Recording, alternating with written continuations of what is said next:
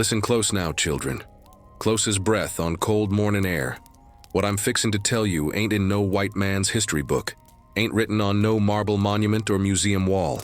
This here story lives where it always lived, in the mouths of our people, in the blood memory of them who survived, in the groaning of old wood in abandoned slave quarters where spirits still walk at night. Down in Georgia's red clay country, back when chains was law and black flesh was currency, there lived a woman named Tempie. Tempie of the iron will, they called her. Tempie who never broke. Tempie of the righteous fury. Master Harlan Cobb thought he owned her, thought that bill of sale made her his property, body and soul. But Lord have mercy, that man didn't know nothing about the fire that burned in that woman's chest. Didn't know she came from a line of conjure women who remembered Africa, who kept the old knowledge alive in whispers and root bags and midnight prayers. He thought he could humiliate her, thought he could break her spirit like he broke horses and slaves, thought he could make her spit in her own mama's face and walk away clean. He was wrong. What follows is the testimony of blood and vengeance, of patience sharper than any knife, of a daughter's love turned to a weapon more terrible than any overseer's whip. The old ones say, the wheel always turns, the oppressor becomes the oppressed. Tempie made damn sure that wheel turned fast. Now settle in and listen. This here's a hard story, a true story. A story that needs tellin' even when it hurts to hear. This is the tale of how one enslaved woman brought a master to his knees and sewed him screaming into the very bed where he thought he was safe. Tempie come into this world on a night when the moon hid her face in shame. August 1831, down in the Georgia low country where the heat sits on your chest like a stone and mosquitoes swarm thick as God's judgment. Her mama Bessie labored in the quarters while outside. Dogs howled like they sensed something terrible being born. Not terrible in the child herself, but terrible in what that child would one day become. Bessie was a woman of iron wrapped in flesh. Came across the Middle Passage as a girl of 12, chained in the belly of a ship called the Providence. Mean joke of a name for a vessel carrying stolen souls. She survived what killed hundreds, the shit and vomit and death and madness of that floating hell. Survived the auction block in Charleston where white hands poked and prodded her like livestock. Survived 20 years on Cobb Plantation where the soil drank more blood than rain. And she passed that survival down to her daughter, like other mothers pass down jewelry. Chilly, Bessie told Tempie when she was old enough to understand. You got ancestor blood in you. You got Ife's sight, a beanie's strength, Yah's cunning. We come from queens and warriors, and chains can't change what's in the blood. Tempie grew up knowing two worlds. The day world, where she was property, where Master Harlan Cobb owned her name and her labor and her future, and the night world, where her mama taught her the old ways, the African ways, the root knowledge and spirit knowledge that slavery couldn't kill no matter how hard it tried. In them quarters at night, after the field work done and the overseer retired to his shack, Bessie would gather Tempie close and whisper stories. Stories about Ocean and Yamaya, about Anansi the spider and Legba who guards the crossroads. Stories about herbs that heal and herbs that harm, about roots you dig by moonlight and words you speak backwards to reverse a curse. Pay attention, girl, Bessie would say, her voice low and urgent. Knowledge is the only thing they can't take from us. They can sell our bodies, but they can't sell what's in our minds. Remember everything. Pass it on. Don't let our ways die. Tempie soaked it up like parched earth drinks rain. By age 7, she knew which plants stopped bleeding and which ones caused it. By 9, she could identify every edible root in the Georgia woods. By 11, she understood that the spirituals the slaves sang wasn't just about Jesus. They was coded messages, maps to freedom, warnings about paddy rollers on the roads. But knowledge brings danger when you're enslaved. Smart slaves was watched closer. Rebellious slaves was broken fast. And Tempie, Lord have mercy, that girl had rebellion written in her bones.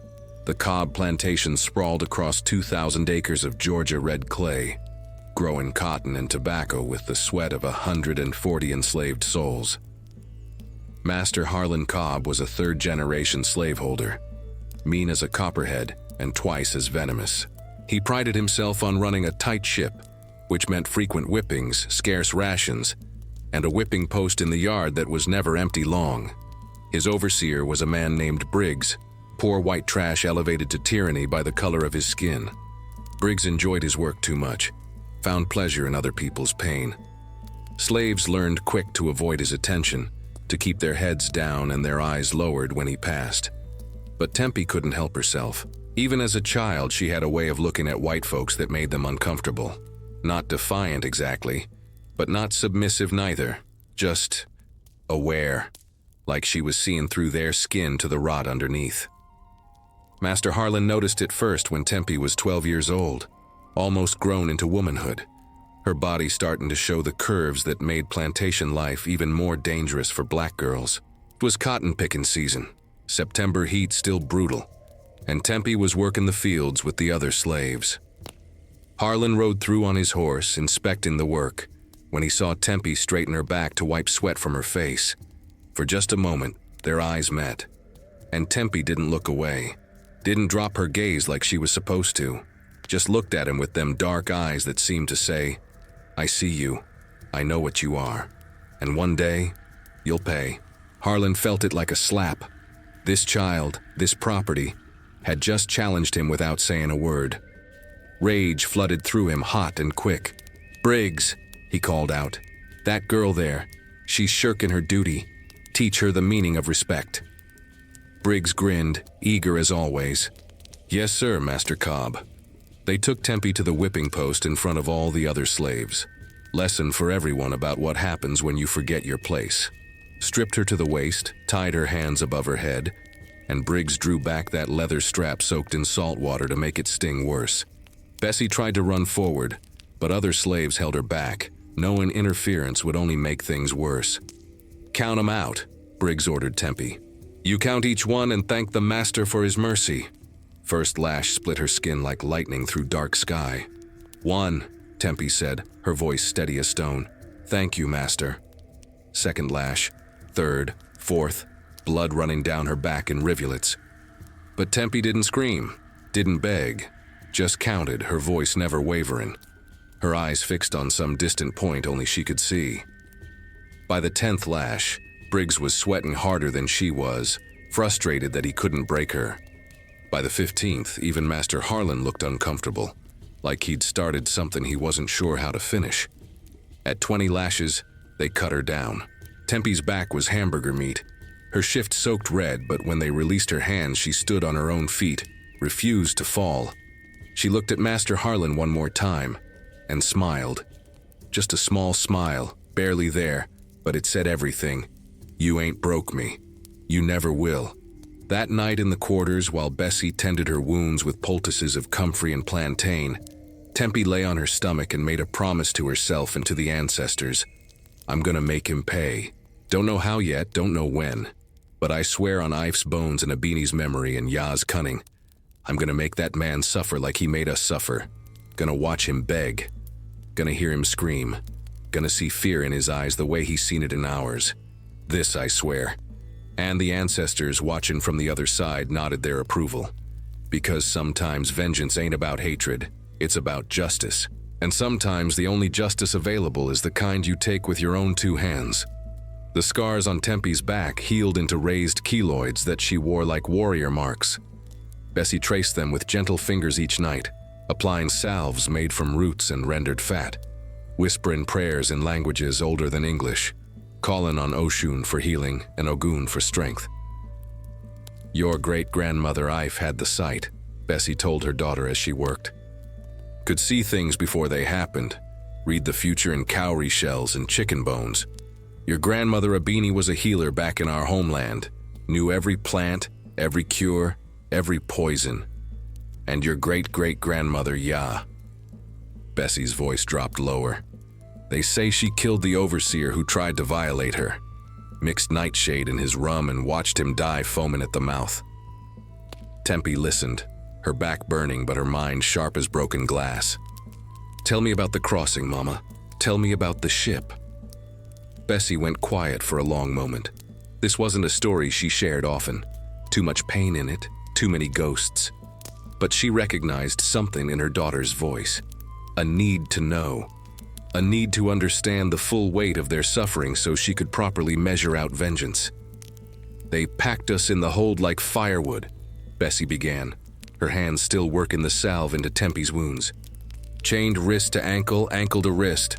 So tight you couldn't move without moving the person next to you. The air was thick, sweat and shit and vomit and death. People dying every day, sometimes every hour. They'd come down and drag out the corpses, throw them overboard like garbage. How'd you survive, Mama?" "Spite," Bessie said simply. "Pure, stubborn spite. I was 12 years old, torn from my mama's arms, branded on the shoulder, sold like cattle. But I looked at them white men with their whips and their chains, and I thought, you can own my body, but you can't have my spirit. That's mine. That's always gonna be mine." She paused, pressing a particularly tender spot on Tempie's back, and I made a promise to myself and to the ancestors. If I survived, I'd pass on everything. The languages, the prayers, the knowledge. I wouldn't let our ways die with me. "I'm glad you lived, Mama." "Me too, baby girl, me too." Outside, a hoot owl called. "Death's messenger," the old ones said. Bessie made a sign against evil, spat 3 times, and muttered a prayer of protection. The months after Tempie's whipping was hard. Master Harlan watched her like a hawk, looking for any excuse to punish her again. Briggs the overseer made her life miserable, giving her the worst tasks, the heaviest loads, searching for weakness he could exploit. But Tempie bent like a willow in high wind, appeared to submit while staying rooted strong.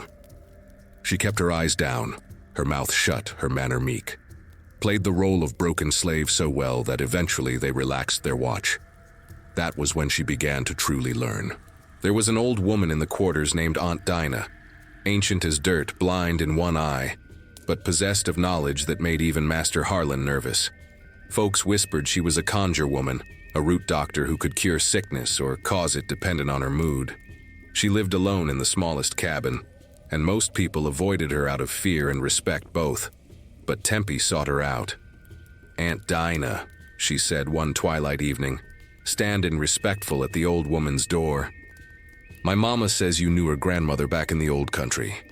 The old woman's good eye fixed on Tempie like a pin through a butterfly. "A Banny's granddaughter. Yes, I see her in you. Come inside, child. Time you learned what you need to know." Inside that small cabin, by the light of a tallow candle, Aunt Dinah taught Tempie secrets that would have gotten them both killed if the master knew. She taught her about gopher dust, grave dirt mixed with sulfur and salt, powerful enough to sicken a man unto death if placed in his shoes or sprinkled on his doorstep. She taught her about mojo bags, small pouches filled with roots, stones, and personal items used for protection or harm dependent on the contents. She taught her about High John the Conqueror root and how it brought power to the powerless. She taught her about crossroads work, how spirits gathered at the intersection of paths, how deals could be made there at midnight, how power could be borrowed from the other side if you was willing to pay the price. "But remember this, girl," Aunt Dinah warned, her voice like wind through dead leaves. "Root work ain't playin'. You call on these powers, you best be ready for what comes. You set evil in motion, it circles back threefold. You work justice, you still gotta pay. Ain't no magic without price." "I understand," Tempie said, her eyes bright with hunger for knowledge. "Do you, though?"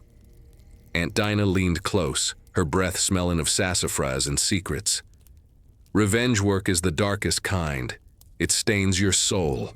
Once you walk that path, ain't no turning back. You sure you ready for that?" Tempie thought about her back, still aching with scars. Thought about her mama, stolen from Africa and never free a single day of her life. Thought about all the children sold away, all the women violated, all the men broken. Thought about Master Harlan sitting fat and comfortable in his big house while they suffered in the quarters. "I'm sure," she said. Aunt Dinah nodded slowly. "Then we begin." The lessons continued for months, always secret, always careful. Tempie learned to identify plants by touch and smell, learned which mushrooms stopped a heart and which ones just gave terrible dreams, learned how to extract oils and make tinctures, how to dry and powder and preserve. She kept everything hidden, herbs wrapped in cloth and buried under her cabin floor, knowledge locked tight in her memory where no one could steal it. And she watched. Sweet Jesus, how she watched. Watched Master Harlan's routines, when he rose, when he ate, when he drank, when he slept. Watched who he favored and who he hated, what made him angry and what made him laugh. Studied him like a hunter studies prey, patient and thorough. Time passed. Seasons changed.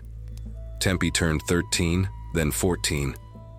Then came the day that changed everything. It was auction day. Twice a year, Master Harlan sold off slaves he didn't need or couldn't control. He'd bring in a trader from Savannah, set up a block in the yard, and sell off human beings like they was furniture. Tempie had seen it before but never felt it personal, until they brought out Samuel. Samuel was 16, strong-backed and good-natured, one of the few friends Tempie had. They'd grown up together, played together as children, worked the field side by side. He'd been the one to make her laugh when the work was hard, the one to share his extra cornbread when rations ran short. And now he stood on that auction block, wrists chained, while white men examined him like livestock. Master Harlan called out, "Prime field hand, strong as an ox, no scars, no disease. Who'll start the bidding?" The trader from Savannah stepped forward, running his hands over Samuel's arms and back, forcing his mouth open to check his teeth. Tempie felt rage rise in her chest like floodwater, hot and unstoppable. She started forward, not even sure what she meant to do. Bessie's hand clamped on her arm, iron tight. "Don't," her mama hissed. "Don't you dare, you can't help him and you'll only get yourself killed." "Mama, I said don't." So Tempie stood there, forced to watch as Samuel was sold for $800 to a cotton planter from Alabama. Watched as they led him away in chains, his eyes finding hers one last time across the yard, lost and scared and begging silent for help that wouldn't come.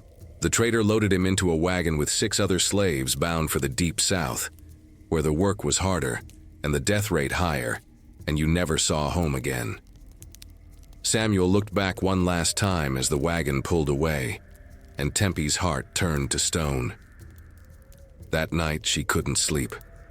Lay on her pallet staring at the ceiling while rage and grief warred in her chest.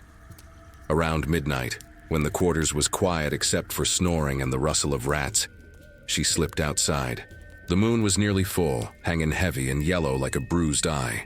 Tempie walked to the edge of the cotton fields where wildflowers grew, Queen Anne's lace and black-eyed Susans, and if you knew where to look, water hemlock.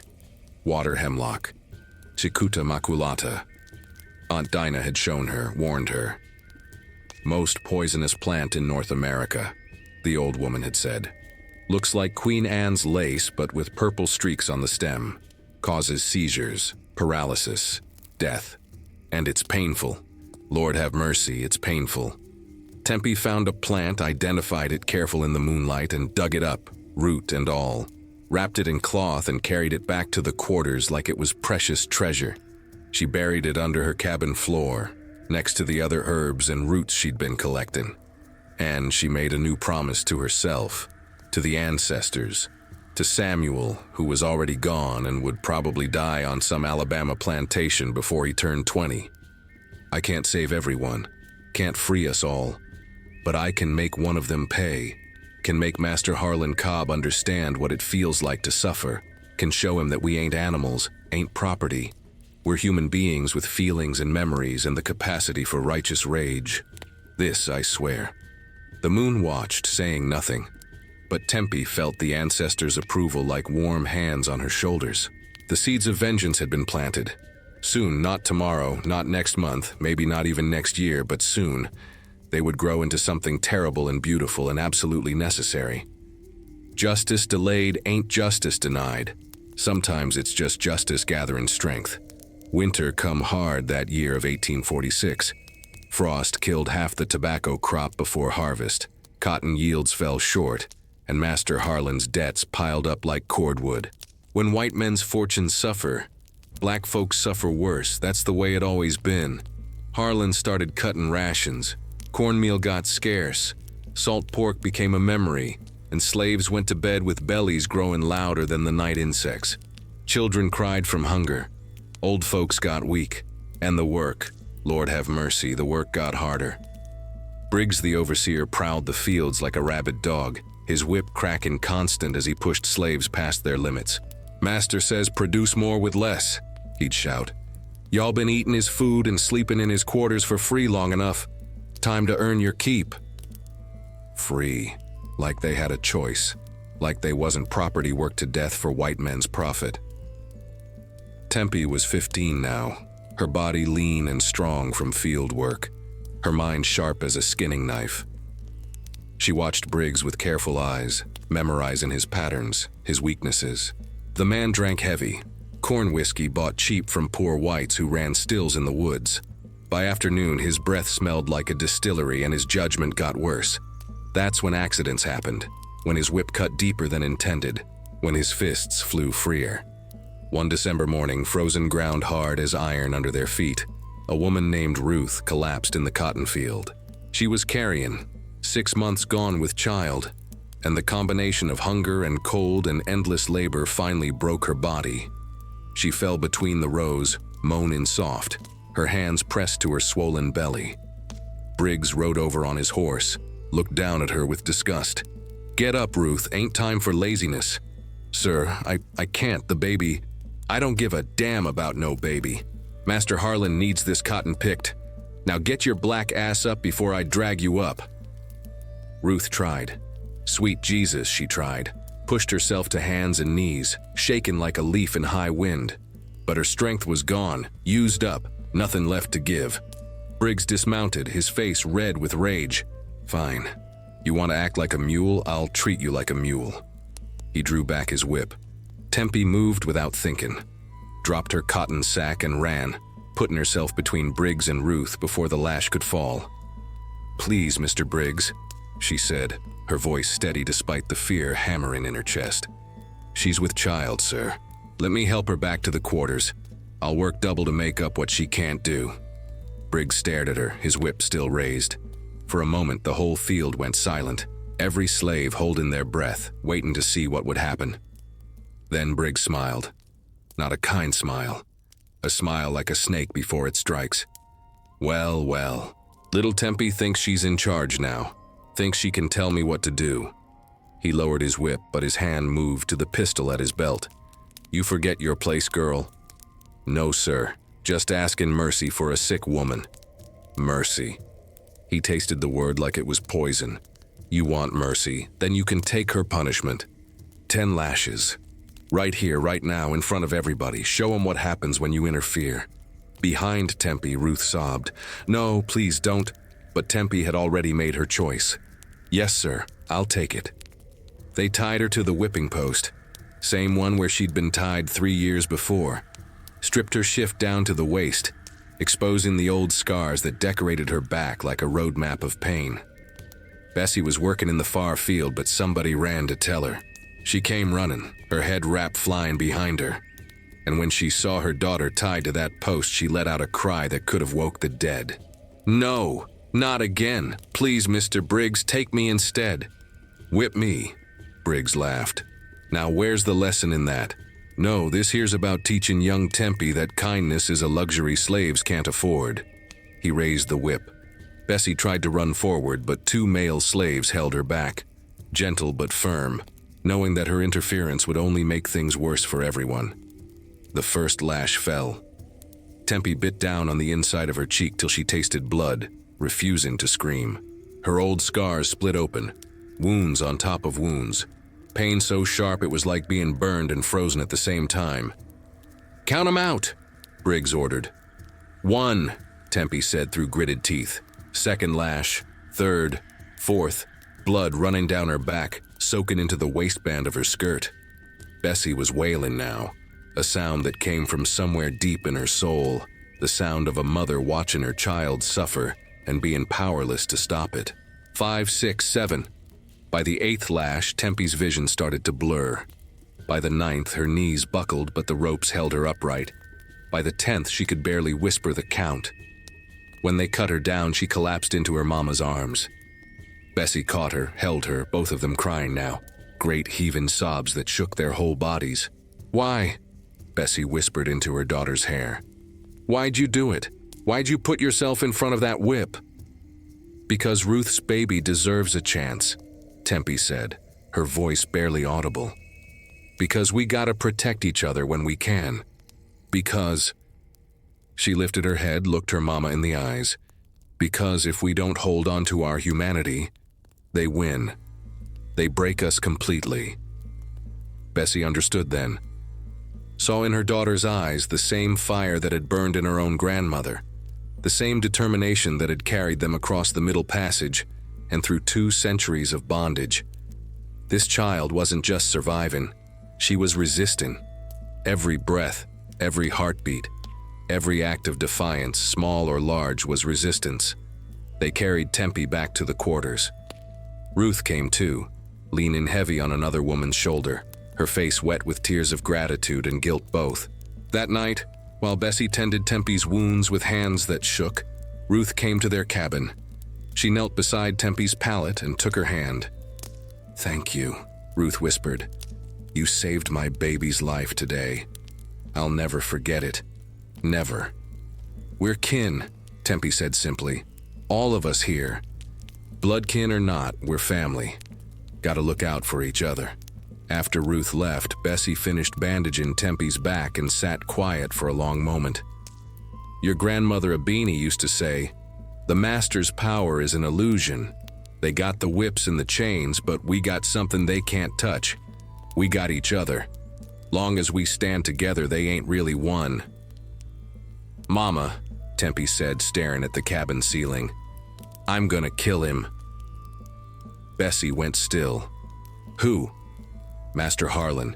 Maybe Briggs too, I don't know how yet, don't know when. But I swear on every ancestor who died in chains, I'm gonna make them pay for this, for all of this." She expected her mama to argue, to tell her it was too dangerous, to remind her that slaves who killed white folks died screaming on the gallows. But Bessie just nodded slowly. "Your great-great-grandmother Yah killed her overseer," she said. "Mixed nightshade in his rum and watched him foam at the mouth. She died for it. They burned her alive as a warning to other slaves. But before she died, she laughed right in their faces and said, 'You can kill my body, but my spirit's free and my memory will haunt you till Judgment Day.'" She touched Tempie's face with gentle fingers. "If you're gonna walk that path, baby girl, you best be smart about it. Patient. Can't just strike in anger. Gotta plan, gotta wait for the right moment. And you gotta be willing to pay the price when it comes due." "I know, Mama. Do you, though? Once you take a life, even a life that deserves taking, you carry that weight forever. It changes you, stains your soul." Tempie thought about Samuel, sold away and probably dead by now in some Alabama cotton field. Thought about Ruth and her unborn baby, almost destroyed by a white man's cruelty.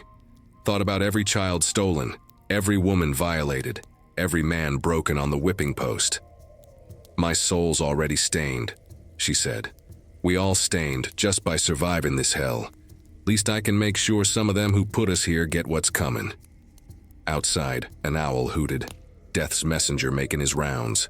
And somewhere in the big house, Master Harlan Cobb slept peaceful in his feather bed, never knowing that his death had just been decided. Not today, not tomorrow, but soon. The wheel was turning, and when it completed its circle, there'd be blood and fire and righteous judgment. Tempie closed her eyes and let sleep take her back screaming with fresh wounds but her heart burning with purpose. Aunt Dinah's words echoed in her mind. "You set evil in motion. It circles back threefold." Good, Tempie thought. Let it circle back. Let Master Harlan feel threefold what we've felt. Let him beg. Let him suffer. Let him die knowing that a slave, someone he thought was less than human, had brought him low. Justice was coming. Slow as winter dawn, patient as poison, certain as death. It wore the face of a 15-year-old girl with scars on her back and murder in her heart. Spring of 1847 brought rain that wouldn't quit, and fields so muddy the mules got stuck axle deep. Master Harlan's mood darkened with every lost day of planting, and when masters get angry, they look for someone to punish. He found his reason on a wet April morning when Bessie burned the breakfast biscuits. She'd been up since before dawn, cooking in the big house kitchen like she'd done for 25 years.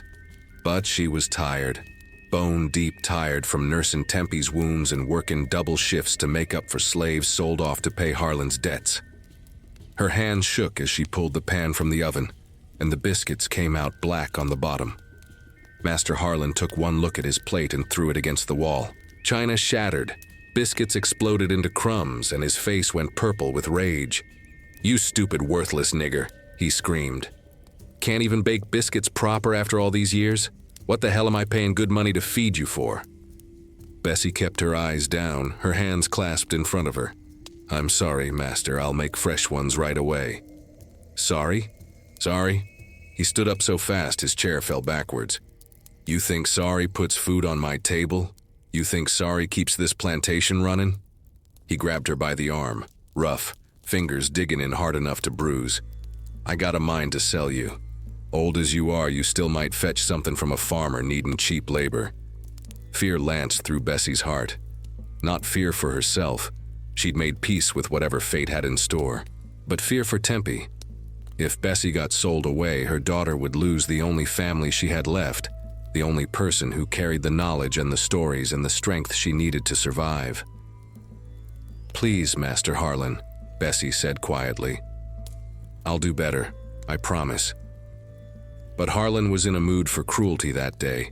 He'd lost money on bad tobacco yields, lost a lawsuit to a neighbor over a property line, lost face among other plantation owners who whispered that he was losing his grip. And when powerful men feel powerless, they exercise their power on whoever's closest. "No," he said, his voice cold as a January wind. "No, I think you need reminding of your place. You and that uppity daughter of yours both. Been letting y'all get too comfortable, too familiar. Time for a lesson." He dragged Bessie out of the kitchen, through the big house and into the front yard, where morning sun was just burning off the fog. Slaves working nearby stopped what they were doing, sensed something bad coming. "Briggs," Harlan called out, "gather everyone, every slave on this plantation. I want 'em all here in 5 minutes." Briggs grinned. He loved spectacles, loved watching the master assert dominance. "Yes, sir." They rang the bell, the iron bell that usually meant mealtime or the end of workday. But at this hour, on a work morning, it meant trouble. Slaves came running from the fields, the stables, the quarters, gathering in the yard with faces full of dread. Tempie came too, her heart pounding when she saw her mama standing beside Master Harlan looking small and scared. When everyone was assembled, over 100 souls from ancient Aunt Dinah to children barely old enough to work, Master Harlan addressed them in a voice that carried across the yard like thunder. "Y'all are slaves," he announced. "Property. You exist at my pleasure for my profit, and when you fail in your duties, there are consequences." He gestured to Bessie. "This woman burned my breakfast. Simple task, been doing it for years, but she failed. And failure must be punished, so y'all remember what happens when you forget your place." Tempie's blood ran cold. No, she thought. No, please, not Mama. But Harlan wasn't finished. "However," he continued, "I'm feeling merciful today. So instead of whipping Bessie, I'm gonna teach a different lesson." His eyes scanned the crowd until they found Tempie. "You, girl. Come here." Tempie's legs felt like water, but she walked forward, her chin up, refusing to show fear, even though terror was screaming through every nerve. When she stood before him, Harlan smiled. A terrible smile, full of malice and calculation. "Your mama failed me today, disrespected me with her carelessness, and I want you to show her what disrespect looks like." He paused, letting the moment stretch. "I want you to spit in her face." The words hit Tempie like a physical blow. Silence fell over the yard, heavy and absolute. Even the birds stopped singing. Even the wind held its breath. "What?" Tempie whispered. "You heard me, girl. Spit. In. Her face." Harlan's voice was cold, precise. "Show her what she is. Show everyone what you all are." Tempie looked at her mama. Bessie's eyes were wet with tears, but her face was set like stone. She gave the smallest shake of her head. "Don't do it, baby. Don't let him break you this way." But Master Harlan had his hand on the pistol at his belt. "You got 5 seconds, girl. Either you spit or I shoot her. Your choice." Around them, slaves stood frozen, forced to witness this obscenity. Some couldn't look. Others watched with eyes full of rage and helplessness both. 1. Harlan counted. Tempie's mind raced. If she refused, he'd kill Bessie right here. But if she obeyed, she'd destroy something sacred between them, something slavery had tried to break for 200 years but never could, the bond between mother and child. 2. Aunt Dinah's voice came to her in memory. "Sometimes surviving means doing terrible things. Ain't no shame in it long as you remember who the real enemy is." 3. Bessie spoke, her voice steady. "Do it, baby. I know you don't want to. I know it ain't you, but do it. Save yourself." 4. Tempie's whole body was shaken. Tears streamed down her face. But she stepped closer to her mama, looked into those eyes that had shown her nothing but love her entire life. 5. And she spit. The glob of saliva hit Bessie's cheek and hung there like a wound. For a heartbeat, time stopped. The universe itself seemed to recoil from the wrongness of what had just happened. Then Bessie did something unexpected. She smiled, not a big smile, not a happy smile, but a smile that said, "I understand, I forgive you, this changes nothing between us. You did what you had to do." Master Harlan laughed, loud and cruel. "There, that's what I like to see. Proper submission. That's how niggers should treat each other, with the contempt you all deserve." He turned to address the crowd. "Let this be a lesson. Your bonds to each other mean nothing. Your families, your friendships, your love, all of it is nothing compared to my power over you. I can make you betray each other with a word. I can break any connection you think you got. You are mine, all of you, mine to do with as I please." His voice rose to a shout. "Now get back to work, all of you, and remember what you saw here today." The slaves dispersed slowly, their faces blank masks hiding oceans of fury. But Tempie stood frozen, staring at her mama, at the spit still glistening on her cheek. Bessie reached up with one hand and wiped it away. Then she did something that would haunt Master Harlan for the rest of his short life. She looked at him with eyes that held no fear, no submission, only a kind of ancient knowledge that made him deeply uncomfortable. "You think you won something today," Bessie said quietly, her voice for him alone. "You think you broke us. But you don't understand what you done. You just sealed your own fate, Master Harlan. You just guaranteed your own destruction." His hand moved to his pistol. "What did you say to me?" But Bessie was already walking away, her back straight, her head high, leaving him standing there with confusion and something that might have been fear flickering across his face. Tempie followed her mama back to the quarters, her heart a stone in her chest, her mind a howling void of shame and rage. When they were alone in their cabin, Bessie pulled her daughter close and held her while she sobbed. Great racking sobs that shook her whole body. "I'm sorry, Mama. I'm so sorry." "Hush now. Ain't nothing to be sorry for. You did what you had to do to keep me alive. That's love, baby. That's survival. But I spit on you. You spit on his command, not your will. I know the difference. The ancestors know the difference. And the spirits that watch over us know the difference." Bessie tilted Tempie's face up, made her meet her eyes. "Listen to me. What happened out there, that wasn't you, that was him. He's the one who should be ashamed. He's the one who committed the sin. You were just trying to survive." "I hate him," Tempie whispered.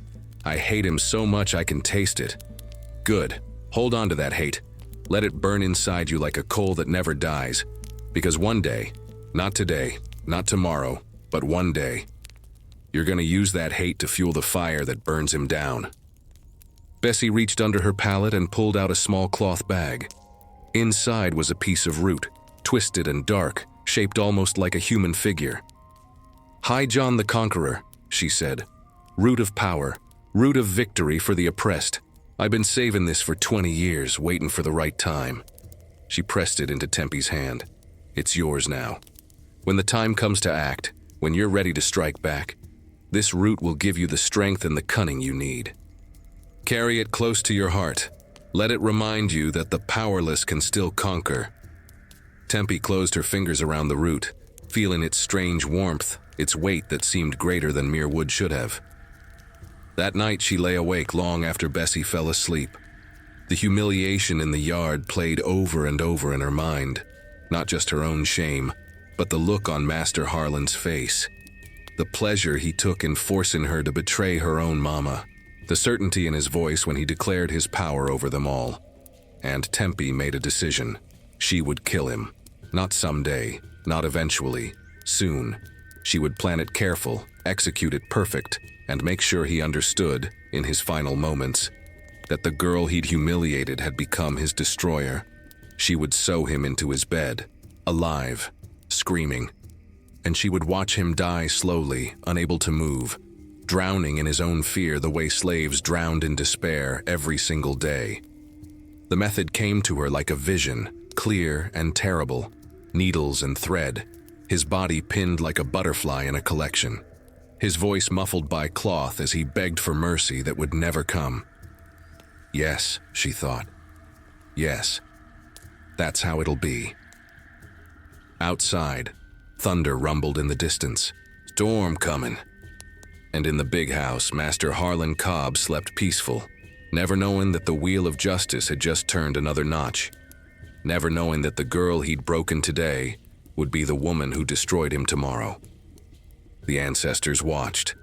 The spirits nodded, and somewhere in the darkness a conjure woman smiled. The humiliation in the yard changed something fundamental in the quarters. Slaves who'd kept their heads down, who'd accepted their lot with Christian resignation, started whispering in corners, started meeting eyes across the fields with new understanding. The master had gone too far, pushed too hard, and something that had been dormant for generations began to stir. Tempie felt it like electricity before a storm, potential building in the air, waiting for someone to channel it into action. She started slow, careful, one person at a time. First was Jacob, the blacksmith, a man built like an ox, his arms thick with muscle from years at the forge. He made tools and horseshoes and chains, and he hated every link he hammered together knowing they'd be used on his own people. Tempie found him one evening as twilight settled purple over the plantation. He was working late, shaping iron by firelight, and she approached quiet as a shadow. "Jacob," she said soft. He looked up, sweat gleaming on his dark skin, his eyes wary. "What you want, girl?" "I want to talk about freedom." His hand tightened on the hammer. "Dangerous talk. Dangerous times." She stepped closer into the circle of firelight.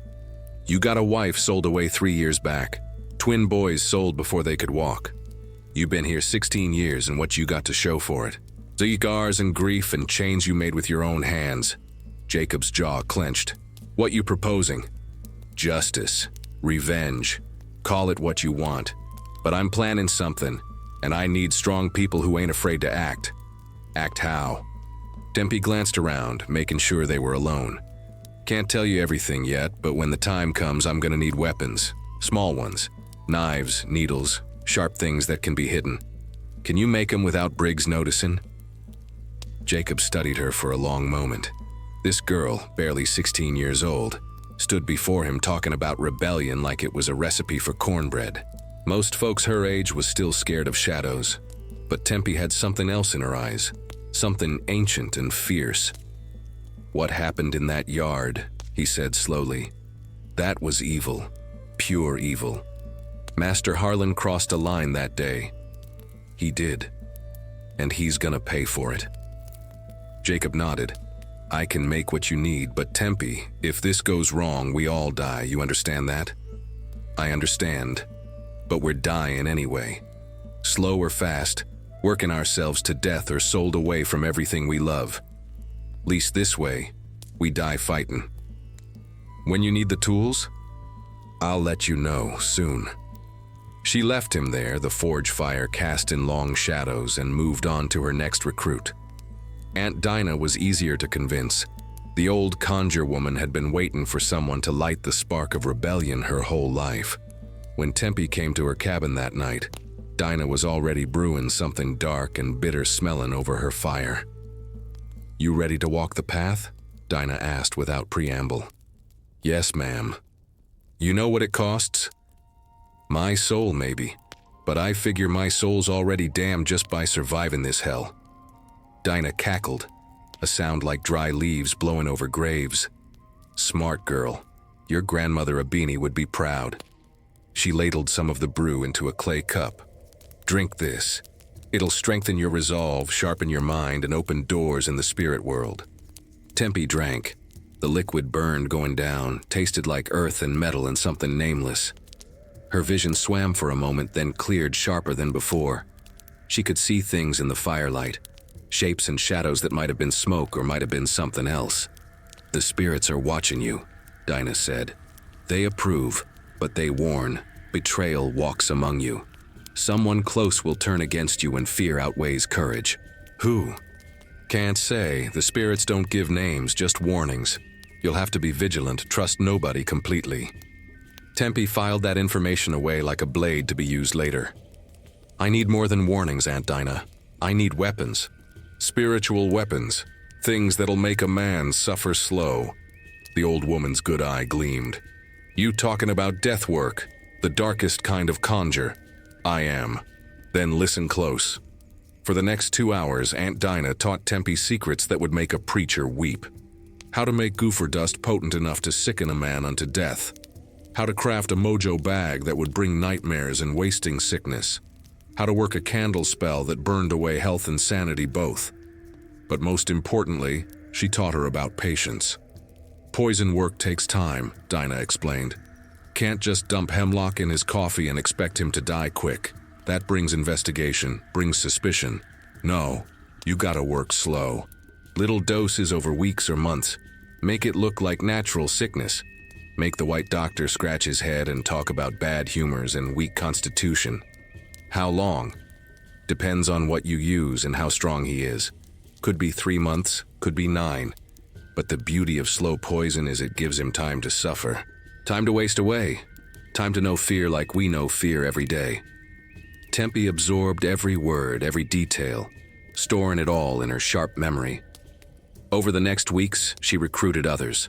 Sarah, a house slave who had access to the big house and knew Master Harlan's routines. Moses, a field hand who could move through the night like smoke and knew every hidden path on the plantation. Young Clara, who worked in the kitchen and could slip things into food without anyone noticing. She built her network careful, testing each person before bringing them into the circle. And she watched. Lord, how she watched for signs of betrayal. They met in secret, sometimes in the hush harbor deep in the woods where slaves held forbidden church services, sometimes in the root cellar under the smokehouse where voices couldn't carry. Always after dark, always careful. One night in early summer, 7 of them gathered in the hush harbor. Moonlight filtered through cypress trees heavy with Spanish moss, and fireflies danced like spirits among the shadows. We all know why we're here, Tempie said, her voice low but carrying. Master Harlan thinks he broke us, thinks that scene in the yard proved his power over us, but he was wrong. Around her, heads nodded. I got a plan, she continued. Won't happen tomorrow or next week. Gotta be patient. But when the time comes, Master Harlan's gonna understand what it means to be powerless, gonna feel what we feel every damn day. Jacob spoke up. What you need from us. Jacob. Weapons. Small blades. Heavy needles. Strong thread. Sarah. Information about Master Harlan's habits when he sleeps, when he's alone. Moses, you keep watch, make sure we ain't discovered. Clara, you'll help with the preparation. She didn't say poison. Didn't say death. But everyone understood. What about escape? Moses asked. After it's done, how we get away? Underground railroad, Tempie said. Conductors come through every few months, taking folks north. When the deed is done, those who want to run can run. Those who want to stay and face what comes can stay. It's every person's choice. Sarah shifted nervous. They'll kill us all if they find out. Not just whip us, kill us. Burn us alive or hang us slow. They're killing us already, Tempie replied. Just doing it slower, calling it something else. Least this way we die with dignity, die knowing we struck back. The group sat quiet for a moment, each person weighing their fear against their rage, their desire to live against their need for justice. Then Jacob stood. "I'm in. Whatever you need, whenever you need it." One by one, the others stood too. Even Sarah, despite her fear. They made their pledges there in the hush harbor, swearing on ancestors and spirits, and the memory of everyone sold away or worked to death. They became something more than individual slaves. They became a conspiracy, a weapon pointed at the heart of their oppressor. As they prepared to disperse, Tempie felt it, a wrongness in the air, like the moment before lightning strikes. She looked around the circle, trying to identify the source. Everyone seemed genuine. Everyone seemed committed. But Aunt Dinah's warning echoed in her mind. "Betrayal walks among you." "One more thing," Tempie said. "We tell nobody else. Not wives, not husbands, not friends. Only us. Only this circle. You understand?" They all nodded. But as they slipped away into the darkness one at a time so as not to draw attention, Tempie couldn't shake the feeling that death was gathering closer than she'd planned. Not her death. She'd made peace with that possibility. But someone's death soon. The next morning she was working in the vegetable garden behind the big house when she heard horses. Lots of horses. The pounding of hooves on hard-packed earth, the jangle of bits and bridles, paddy rollers, slave catchers armed and mean, riding onto the plantation in a cloud of dust. Tempie's heart seized in her chest. No, not yet. We ain't ready. She dropped her hoe and moved toward the quarters, pretending to walk casual but her pulse hammering like African drums. The paddy rollers surrounded the slave quarters, rifles in hand, and Master Harlan emerged from the big house looking satisfied. "Search everything," he ordered. "I got word there's rebellion brewing. Find the weapons, find the ringleaders, find the proof." Tempie's blood ran cold. Someone had talked. Someone had betrayed them. And now, everything was about to come crashing down. The paddy rollers tore through the quarters like demons through hell, upending pallets, ripping up floorboards, smashing the few possessions slaves owned. Women screamed, children cried, men stood with fists clenched and murder in their eyes. Tempie's mind raced. The water hemlock was buried under her cabin floor. The high john root was hidden in her dress. If they found either, she'd hang before sunset. She watched from a distance as the white men destroyed her home, throwing Bessie's few belongings into the dirt, tearing apart the meager furniture Jacob had made for them years ago. Then she saw it, one of the paddy rollers digging at the floor where she'd buried her supplies. "Run!" her mind screamed. "Run now before they find it." But her feet stayed rooted. Running would prove guilt. Running would get her shot in the back. So she stood there praying to ancestors and orishas and any spirit listening, praying they'd hidden it deep enough, praying the darkness would keep secrets. The paddy roller's shovel hit something. He bent down, digging with his hands now, pulling up. A jar of preserves. Just a jar of sweet potato preserves Bessie had made last fall and buried to keep cool. The man swore, disappointed, and moved on to search another cabin. Tempie's knees nearly buckled with relief. The hemlock was buried deeper, wrapped in oilcloth and hidden beneath the jar. They'd missed it by inches. Master Harlan strode among the quarters, his face twisted with frustration as the search came up empty. No weapons, no letters, no maps of escape routes. Nothing but the pathetic possessions of people who owned almost nothing. "Who told you about rebellion?" Briggs asked, riding up on his horse. Harlan's eyes swept the crowd of assembled slaves. "One of them came to me last night, said there's talk of uprising, said there's a group meeting in secret, planning violence." Tempie's stomach dropped. She scanned the faces around her, looking for guilt, for satisfaction, for any sign of who'd turned traitor. Sarah wouldn't meet her eyes. Moses looked angry but not surprised. Jacob's face was stone. Clara was crying, but that didn't mean nothing. Everyone was scared. "If there's rebellion brewing," Harlan announced to the assembled slaves, "it ends now. I'm offering a reward, $50 to anyone who provides information leading to the ringleaders. And I'm promising punishment, death by hanging, to anyone found guilty of conspiracy. $50. That was enough to buy your freedom in some cases, enough to tempt someone desperate or scared. Furthermore, Harlan continued, until this matter is resolved, there'll be no gatherings of more than 3 slaves, no night movement. Anyone found outside their cabin after dark will be shot on sight. He let that sink in, then dismissed everyone back to work with a wave of his hand. As the crowd dispersed, Tempie caught Aunt Dinah's eye. The old woman gave a tiny shake of her head. Don't trust nobody. That night, locked in their cabin with Bessie, Tempie finally let herself shake. Someone betrayed us, Mama. One of our own people sold us out for favor or money or fear. Bessie held her daughter close. Fear makes people do terrible things. Can't blame them too much. Survival instinct's powerful. I can blame them. We all scared. We all suffering. But most of us don't become traitors. True. Bessie was quiet for a moment. What you gonna do now? Plans are exposed. Masters on alert. Tempie thought about it, turning possibilities over in her mind like stones in a river. Change tactics, she said finally. No more groups. No more conspiracies, just me, alone. Can't betray what you don't know about. Tempie, I mean it, Mama. This is my fight now. I'll carry it alone if I have to. She waited 3 days. 3 days of tension so thick you could cut it with a knife. Of patty rollers watching every movement. Of Master Harlan strutting around like he'd won some great victory. On the 4th day, the patty rollers left. Satisfied there was no immediate threat. Frustrated they'd found no proof of conspiracy. That night, when the moon was dark and the quarters quiet, Tempie snuck out of her cabin. She moved like smoke through shadows, avoiding the guards Master Harlan had posted, making her way to the edge of the swamp where the hemlock grew. She'd been studying it for months, learning its rhythms and seasons. Summer was prime time. The plant was full of toxic alkaloids, the roots fat with poison.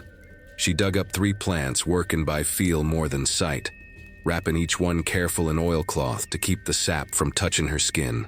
Water hemlock was so poisonous that even handling it wrong could make you sick. Back in her cabin, with Bessie standing guard at the door, Tempie worked by candlelight. She separated roots from stems, chopped everything fine, and began the process Aunt Dinah had taught her.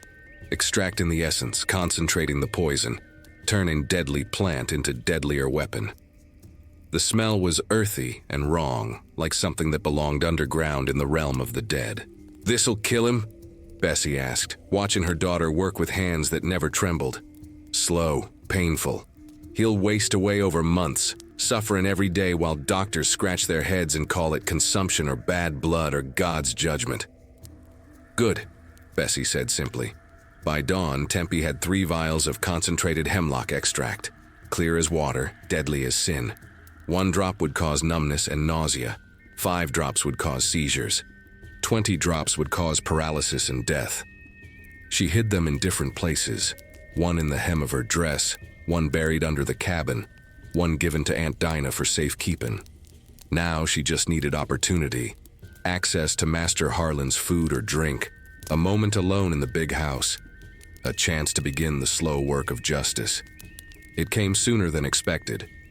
2 weeks later, the house slave who normally served Master Harlan's breakfast took sick with summer fever. Sarah was called up to replace her temporarily. And Sarah, despite her fear, despite everything, came to Tempie that evening.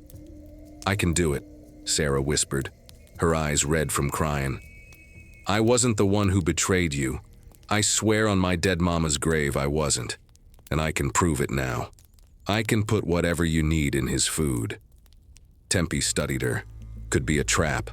Could be Sarah trying to redeem herself for something else. Could be genuine. But sometimes you had to trust or nothing would ever get done. "Just coffee," Tempie said. "Master Harlan drinks coffee every morning, right?" "Yes, strong and black. No sugar." "Perfect. The bitter taste will hide anything I add." Tempie pulled out one of the vials. 2 drops. No more, no less. Mix it into his cup while it's still hot so it dissolves completely. Can you do that? Sarah took the vial with shaken hands. "I can do it. For all of us. For everyone he's hurt. If you get caught, I know, I'll die screaming, but I'm doing it anyway. The next morning, while Tempie worked in the fields under Briggs's watchful eye, Sarah served Master Harlan his breakfast. Hot biscuits with butter, grits with gravy, bacon fried crisp, and coffee, strong, black, and poisoned. Harlan never noticed. Drank his coffee in 3 long gulps like he did every morning, complaining about the heat and the tobacco crop and his worthless slaves. Sarah cleared the dishes with hands that barely shook. That evening, Master Harlan complained of numbness in his fingers. Figured he'd slept on his hand wrong. The next morning, 2 more drops in his coffee. By evening, he had a headache that wouldn't quit and his vision was blurry. 3rd morning, 2 more drops. By afternoon, he was vomiting and sweating, his skin pale and clammy. The white doctor was called. He examined Master Harlan, checked his pulse and his tongue and his eyes, and declared it a summer sickness, probably something he ate, maybe bad pork or spoiled milk. Rest and fluids, the doctor prescribed. You'll be right as rain in a week. But Master Harlan didn't get better. Sarah continued serving him, continued adding 2 drops to his morning coffee, and Harlan continued declining. Lost weight, lost color, started having tremors in his hands. The slaves watched with carefully hidden satisfaction. Briggs watched with growing concern, and Tempie watched with cold calculation, adjusting her plan, waiting for the right moment. Because the poison wasn't meant to kill him, not yet. It was meant to weaken him, make him vulnerable, make him easy to overpower when the time came for the real work, the work that involved needles and thread and a bed he'd never leave. 1 month into the slow poisoning, Master Harlan could barely stand without help. 2 months in, he was confined to his bed most days, and Tempie began to plan the final act. She gathered the tools Jacob had made, heavy curved needles normally used for sewing leather or canvas, strong thread that wouldn't break, a sharp knife for cutting fabric. She studied the layout of the big house, memorizing which floorboards creaked, which doors squeaked, where the servants slept, and when they changed shifts. She talked to Aunt Dinah about timing, about moon phases, about the best night to do work that required spiritual protection. And she waited, patient as poison, certain as death. The wheel was turning. And soon, very soon, Master Harlan Cobb would understand what it meant to be completely powerless in the hands of someone who hated you. Master Harlan's sickness became the talk of the county.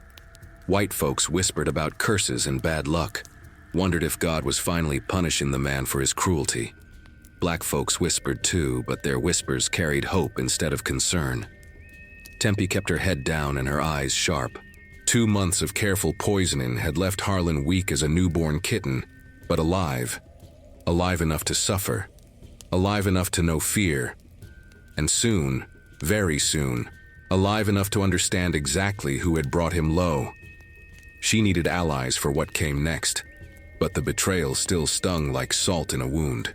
Someone in their circle had talked, someone had brought the patty rollers down on them, and until she knew who, trust was a luxury she couldn't afford. But there was one person she trusted absolutely: Isaiah. He worked in the stables, a tall, lean man of 23, with hands gentle enough to calm spooked horses and strong enough to break a man's neck if needed. He'd been watching Tempie since she was 14, his eyes following her across the plantation with an intensity that made her heart beat different. They'd never spoken of love. Slaves couldn't afford such tender words when everything could be stolen at a moment's notice. But there was understanding between them, recognition, the kind of bond that forms between people who see each other's souls and don't look away. One evening, as summer heat pressed down like a flat iron and cicadas screamed their mating songs, Tempie found Isaiah in the stable brushing down Master Harlan's favorite mare. "Need to talk," she said quiet. He glanced around, checking for listeners, then nodded. "Back stall. Less chance of being heard." They moved to the farthest stall where shadows pooled thick and the smell of hay and horse sweat filled the air. Isaiah set down his brush and turned to face her, his dark eyes serious. "You the one poisoning the master," he said. Not a question, a statement. Tempie's hand moved instinctively toward the knife hidden in her dress, but Isaiah raised his hands peaceable. "I ain't gonna tell nobody. Been watching you, Tempie. Seen how you move, how you plan. I know what you are. What am I? A warrior. A survivor. Someone who refuses to die quiet. He stepped closer, his voice dropping lower. And I want to help. Why? You don't know what I'm planning. Don't know how far I'm willing to go. I know enough. I know you lost a friend to the auction block. Know you took a whipping to save Ruth and her baby. Know the master forced you to spit on your own mama. His jaw tightened. That was the day I decided. Whatever you need, whenever you need it, I'm yours. Tempie studied his face, searching for deception, for weakness, for any sign that he might break under pressure. But all she saw was steel wrapped in flesh. A man who'd made up his mind and wouldn't be swayed. Someone betrayed us, she said. Someone in the group I put together. I don't know who, and that makes everyone suspect. Wasn't me. And I can help you figure out who it was. How? I listen. People talk around stable hands like we ain't even there. White folks especially. They discuss business and secrets while I'm shoeing their horses, never thinking I understand what they're saying. He paused. I heard Briggs talking to one of the patty rollers. Said someone came to Master Harlan begging for protection. Said they'd heard talk of rebellion but was too scared to name names. Scared or smart, Tempie muttered. Keep yourself useful without fully committing. Could be either. But I've been watching since then, paying attention to who's nervous, who's acting different, and I got suspicions. Tell me.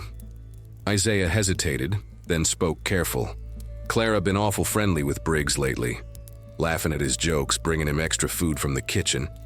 Could be she's just trying to survive, or could be she's building favor after selling out the group. Tempie's chest tightened. Clara was young, only 17, and scared of everything. Made sense she might crack under pressure, but the thought of someone so afraid still cutting deals with overseers made Tempie's blood burn hot. Can't be certain, though, Isaiah added. Could be wrong. Could be she's just doing what she needs to do to avoid suspicion. I'll watch her. See if she gives herself away. Tempie looked at Isaiah directly, her voice firm. But if I'm gonna trust you, really trust you, I need to know, how far you willing to go? I'm not talking about small rebellions or running away. I'm talking about murder. Cold, calculated, righteous murder. You got the stomach for that? Isaiah didn't flinch. My mama was sold away when I was 8. My sister was raped by an overseer when she was 12 and died giving birth at 13. My daddy was worked to death in the rice fields, drowned in 3 feet of water when he collapsed from exhaustion and nobody helped him up. His voice was steady, but his eyes burned. So yes, Tempie, I got the stomach for whatever needs doing. She believed him, felt it in her bones the way you feel truth when it's spoken plain. Then here's what I need, she said, and began explaining her plan. The layout of the big house. The master's bedroom on the 2nd floor, accessible by the main stairs or the back servant stairs. His habits, when he slept, how deep, whether he kept a pistol by his bed. The tools required, heavy needles and strong thread already secured from Jacob. A way to render Harlan unconscious without killing him. Aunt Dinah had promised a particular mixture of herbs that would put a man in a waking sleep, aware but unable to move or speak. The timing. It had to be a night when the house was quiet, when servants was asleep, when the moon was dark and spirits walked freely. I need you to watch the house, Tempie said. Learn the rhythms. Tell me when the best night is. And when that night comes, I need you to make sure nobody interrupts. Can you do that? I can, but Tempie... Isaiah reached out, his hand hovering near hers but not quite touching, respecting the distance she kept between herself and everyone. After this is done, they gonna hunt whoever did it. Gonna burn this plantation to the ground searching for the killer. You got a plan for escape?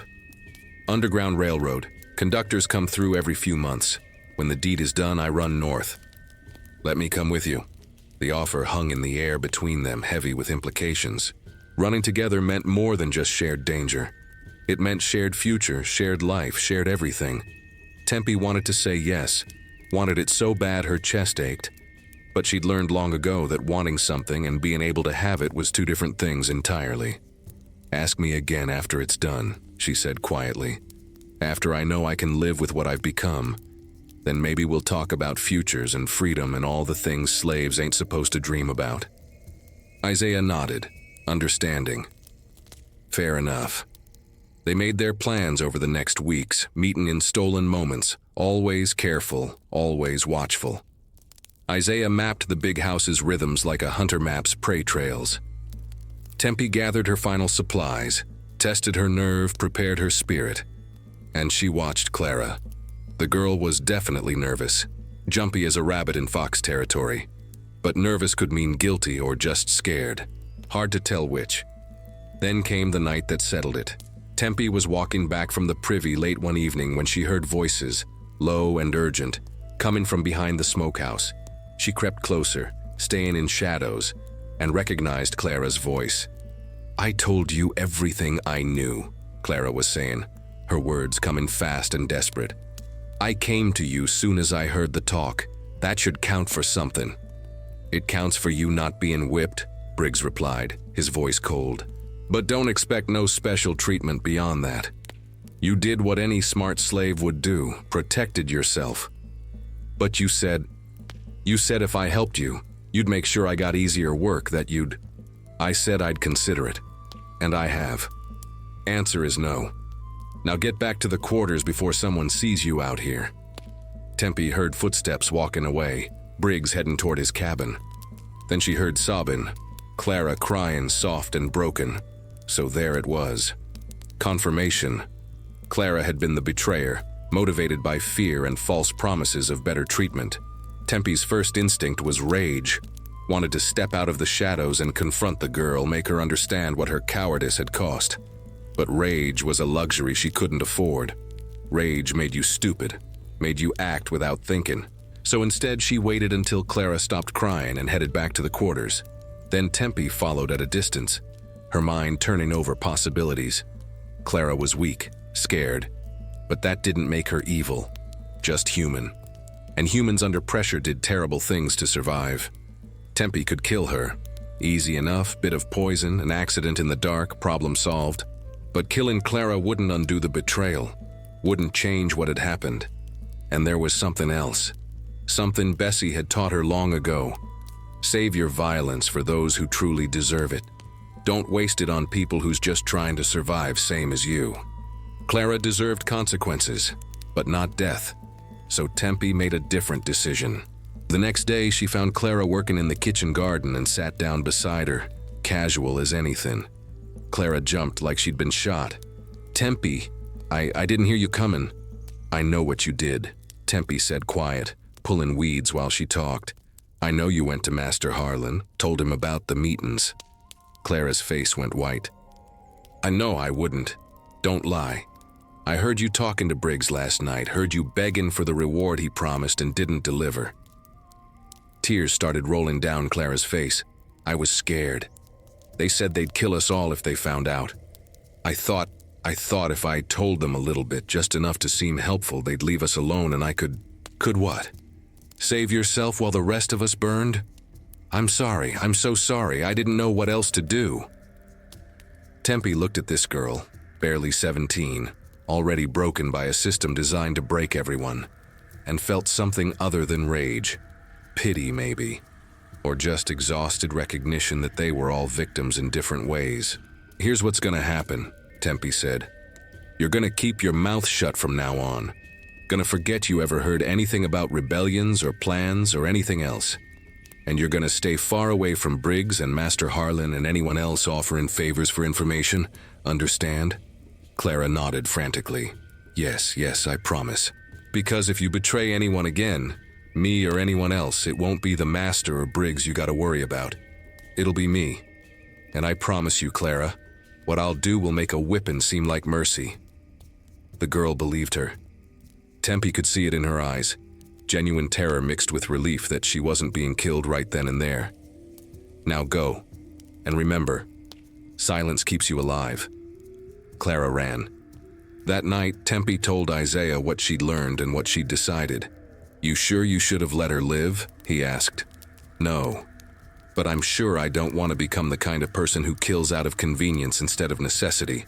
Save the killin' for those who truly earned it. Isaiah nodded slowly. You're stronger than most folks could ever be. Not strong. Just tired. Tired of death and pain and fear. Want this to be over. Soon, Isaiah promised. Moon goes dark in 3 days. That's when we act. 3 days. 72 hours until justice arrived on silent feet. 72 hours until Master Harlan Cobb learned what it meant to be powerless. The wheel was turning, and it would not be stopped.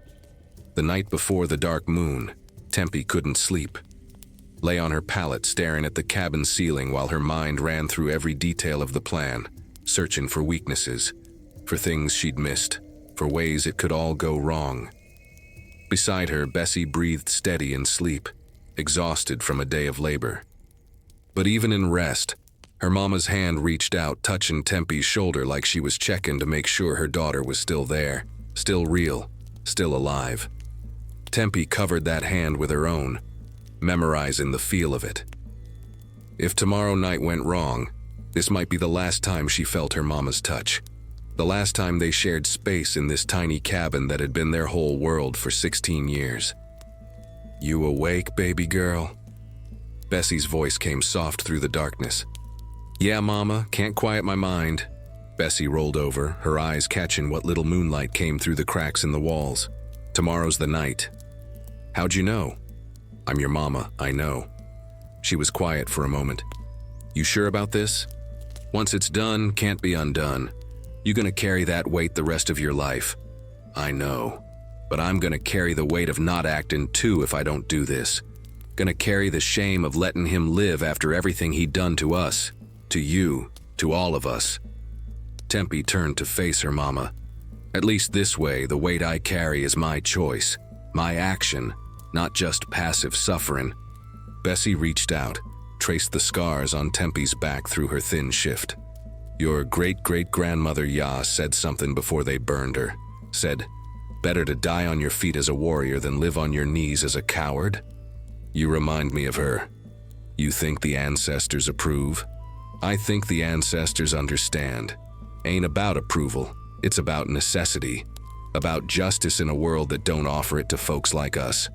Bessie pulled her daughter close. But baby, listen to me. After this is done, you run. Don't look back, don't hesitate, don't try to be brave and stay. You run north and you keep running till you cross into free territory. Promise me. What about you, Mama? I'm old, I'm tired, and I ain't got the strength for running no more. But you got life ahead of you. You got the chance to be free, really free, in a way I never was. Her voice cracked. Don't waste that chance trying to save me. Save yourself. Tempie wanted to argue, wanted to promise she'd take Bessie with her, but they both knew the truth. Bessie wouldn't survive the journey, and trying to bring her would get them both caught. I love you, Mama. I love you too, baby. More than breath, more than life, more than freedom itself. Bessie kissed her forehead. Now sleep. You gonna need your strength. But sleep didn't come easy. When it finally did, hours before dawn, Tempie dreamed of ships and chains, of auction blocks and whipping posts, of her ancestors rising from graves to watch her work with approval in their ancient eyes. The next day crawled past like a wounded animal. Every hour felt like 3. Every task felt impossible to focus on. Tempie worked the fields under Briggs's watchful eye, her hands moving automatic while her mind walked through tomorrow night's plan for the 100th time. Isaiah caught her eye from across the cotton rows and gave the smallest nod. Everything was ready. The house had been mapped, the timing confirmed, the escape route planned. All that remained was the doing of it. As evening fell and slaves returned to the quarters for their meager supper, Tempie visited Aunt Dinah one last time. The old conjure woman was waiting for her, a clay cup already prepared. Drink this, Dinah commanded. It'll steady your nerves, sharpen your senses, and call the ancestors to walk beside you. Tempie drank. The liquid tasted like earth and iron, and something that might have been blood. Her vision swam, then cleared sharper than before. She could see spirits moving in the corners of the cabin. Shadows that might have been smoke or might have been something else entirely. "They're here," Dinah said, her good eye gleaming. "Your grandmother Abini, your great-grandmother Ife, all the way back to Yah, who killed her overseer and died laughing. They all here to witness what you about to do. Will they help me? They already are. Why you think you ain't been caught yet? Why you think your poison works so perfect? Why you think every danger has passed you by?" Dinah cackled. "Girl, you been protected since the day you was born. The ancestors knew you'd be the one to strike back. They been preparing you your whole life." She pulled out a small leather pouch, pressed it into Tempie's hand. "Mojo bag. Got graveyard dirt for power over death. High John root for conquest. Snakeskin for cunning. And a piece of iron from your first baby shoe. Connects you to your infant self. Reminds you of innocence before this world stole it." Tempie tucked the bag inside her dress, felt its weight settle against her heart. "One more thing," Dinah said. "When you're doing the work, when you got that man helpless and screaming, don't let mercy creep in. Don't let his begging move you. Remember every lash, every humiliation, every child sold, every woman violated. Remember that his suffering is justice, not cruelty." "I'll remember." "Good. Now go. Rest while you can. Midnight comes whether you're ready or not." Tempie returned to her cabin where Bessie had cornbread and greens waiting. Simple food, but made with love. They ate together in silence, both knowing this might be their last shared meal. After supper, Bessie braided Tempie's hair tight against her skull, practical for the work ahead, but also tender. A mama's hands preparing her daughter for battle. "Whatever happens," Bessie whispered as she worked, "know that I'm proud of you. Prouder than words can say." Tempie closed her eyes, memorizing the feel of her mama's fingers in her hair, the sound of her voice, the smell of wood smoke and cook fire that always clung to her clothes. Around 11 o'clock, there was a soft knock at the door. "Isaiah." "Time," he said quiet. Tempie stood, checked the knife hidden in her dress, the needles and thread wrapped in oilcloth, the small vial of paralyzing tincture Aunt Dinah had prepared, everything she needed to turn Master Harlan Cobb into a living nightmare. Bessie embraced her one last time. "Go with the ancestors, baby. Go with power. Go with righteousness." Then Tempie stepped out into the night. The moon was dark, just a sliver of light in the sky. Stars burned cold and distant overhead. The air smelled like honeysuckle and approaching rain. Isaiah led her through the shadows, avoiding the paths Briggs's night patrol took, moving quiet as ghosts. They reached the big house and circled to the back where servant stairs led up to the second floor. "Sarah left the door unlocked like she promised," Isaiah whispered. "Master Harlan's in his room, already in bed. Servants is in their quarters. You got maybe 2 hours before the night shift cook arrives to start breakfast preparations. That's enough time. I'll be here. Anybody comes close, I'll whistle like a whippoorwill. That's your signal to hide or run." Tempie nodded, her heart pounding but her hand steady. She'd been preparing for this moment her entire life without knowing it. Every humiliation, every pain, every loss, all of it had been shaping her into the weapon she'd become. She climbed the stairs, each step silent, each breath controlled. The house was dark inside, quiet except for the ticking of a grandfather clock in the hall and Master Harlan's ragged breathing from his bedroom. The door was ajar. She pushed it open slow, wincing when it creaked soft. Master Harlan lay in his bed, a massive four-poster draped with mosquito netting and fine linens. 2 months of poison had wasted him to almost nothing.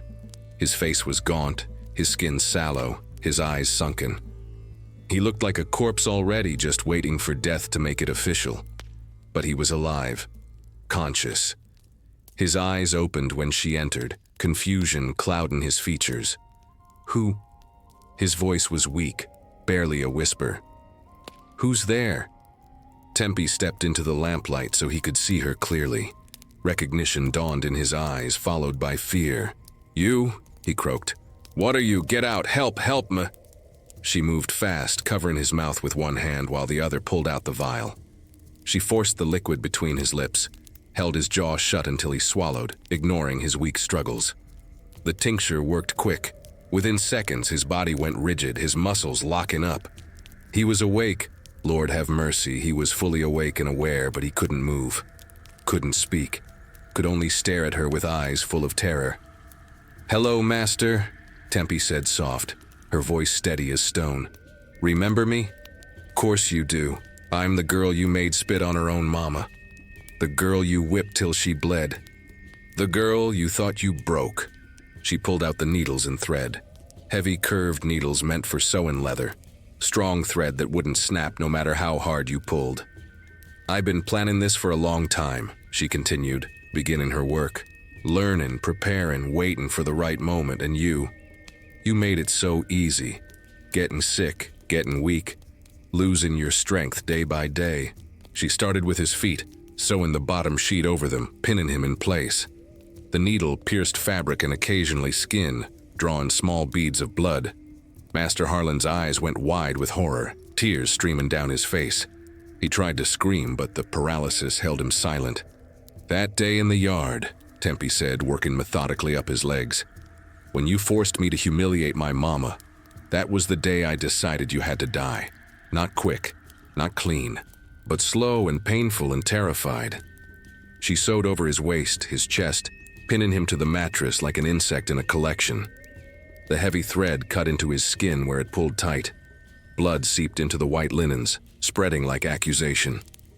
"You thought we was animals, thought we didn't have feelings, didn't have souls, didn't matter." Her voice never wavered, her hands never shook. "But we do. We matter. You gonna die knowing that a slave outsmarted you, overpowered you, and made you suffer like you made us suffer." She reached his arms, pinning them to his sides, sewing with precise, careful stitches that would hold firm no matter how hard he struggled.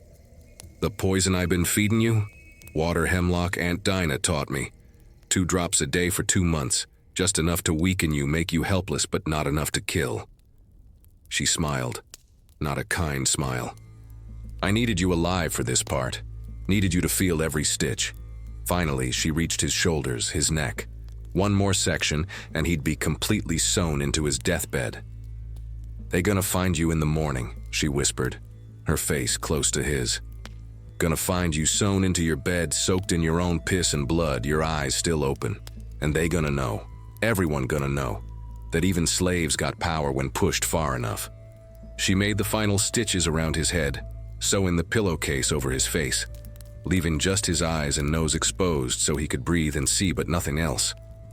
Master Harlan lay there completely immobilized, trapped in his own bed, alive and aware and absolutely helpless. Tempie stood back, admiring her work. Then she leaned down and whispered in his ear, "This is for my mama. This is for Samuel.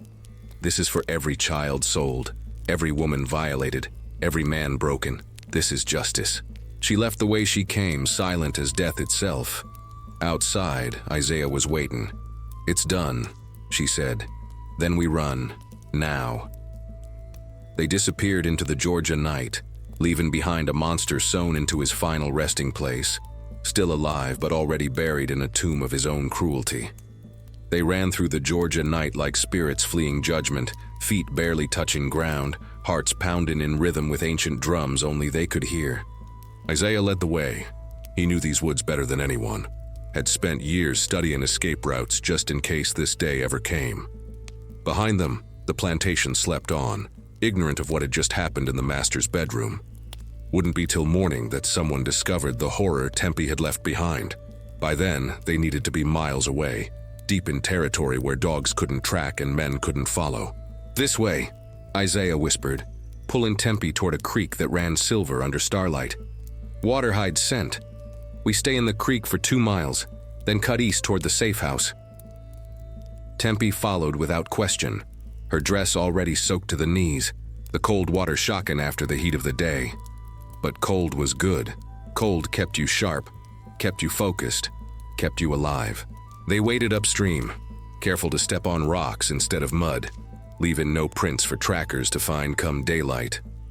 Around them, the swamp came alive with night sounds. Bullfrogs calling, owls hunting, creatures they couldn't see rustling through undergrowth. This was gator country, cottonmouth country, places where white men feared to go even in daytime. But for runaway slaves, the swamp offered protection that civilization never could. Out here, the land itself was an ally. "How much further?" Tempie asked, her legs already aching from the unnatural gait required to walk in water. "Another mile in the creek, then we hit solid ground. There's a cabin, abandoned since the last owner died of fever. Conductor uses it as a station for the railroad. We hole up there till they come for us." "When's the next pickup?" "Should be within 3 days. Network runs like clockwork. Folks up north dependent on freed slaves making it through to tell their stories. Spread the word about what's happening down here. 3 days, 72 hours to stay hidden while the entire county hunted them." Tempie's mind calculated odds, planned contingencies, prepared for every possibility. They walked in silence for another half hour. Then Isaiah stopped sudden, his hand raised in warning. "Listen," he breathed. Tempie froze, strain in her ears. At first she heard nothing unusual, just the normal symphony of Georgia swampland. Then she caught it. Voices, distant but coming closer. And beneath the voices, the baying of hounds. "Already?" Tempie's stomach dropped. How'd they find out so fast? Maybe a servant went to wake him early. Maybe he made noise before the paralysis took full effect. Isaiah grabbed her hand. "Don't matter now. We gotta move, fast." They splashed out of the creek and ran hard, branches whipping their faces, roots trying to trip them. Darkness turning familiar forest into treacherous maze. The dogs sounded closer now, their voices high and eager with the scent of prey. "They got trackers," Isaiah panted. "Professional slave catchers. This ain't just plantation patrol, this is serious." Tempie's mind raced through options. They couldn't outrun dogs, couldn't hide from noses that could smell fear itself, couldn't fight armed men with nothing but a knife and determination. But she'd learned from Aunt Dinah. Learned that sometimes the best weapons wasn't physical. They was spiritual, chemical, natural. "The pepper," she gasped. "You got any pepper?" "What?" "Black pepper, red pepper, anything spicy. Ruins a dog's nose, makes them unable to track." Isaiah patted his pockets frantic, then pulled out a small cloth bag. "Got some dried chilies I was saving for cooking. Will that work?" "Perfect. Scatter 'em behind us as we run. Grind 'em into the dirt. Make a barrier the dogs can't cross." Isaiah did as instructed, crushing the dried peppers under his boots, spreading them across their trail. The scent rose sharp and burning, making their own eyes water. Behind them, the dogs hit the pepper line and went crazy, sneezing, whining, their noses burned useless by the capsaicin. The hunters cursed, confused why their animals suddenly couldn't track. "Witchcraft," one of them shouted. "Goddamn conjure work. These niggers got root magic protecting them." Fear in that voice. Good, let them be scared. Let them understand they was dealing with forces beyond chains and whips. Tempie and Isaiah used the confusion to gain distance, running till their lungs burned and their legs screamed for mercy. Finally, when they couldn't run no more, Isaiah pulled her behind a massive live oak tree dripping with Spanish moss. "Rest," he commanded. "Just for a minute, catch your breath."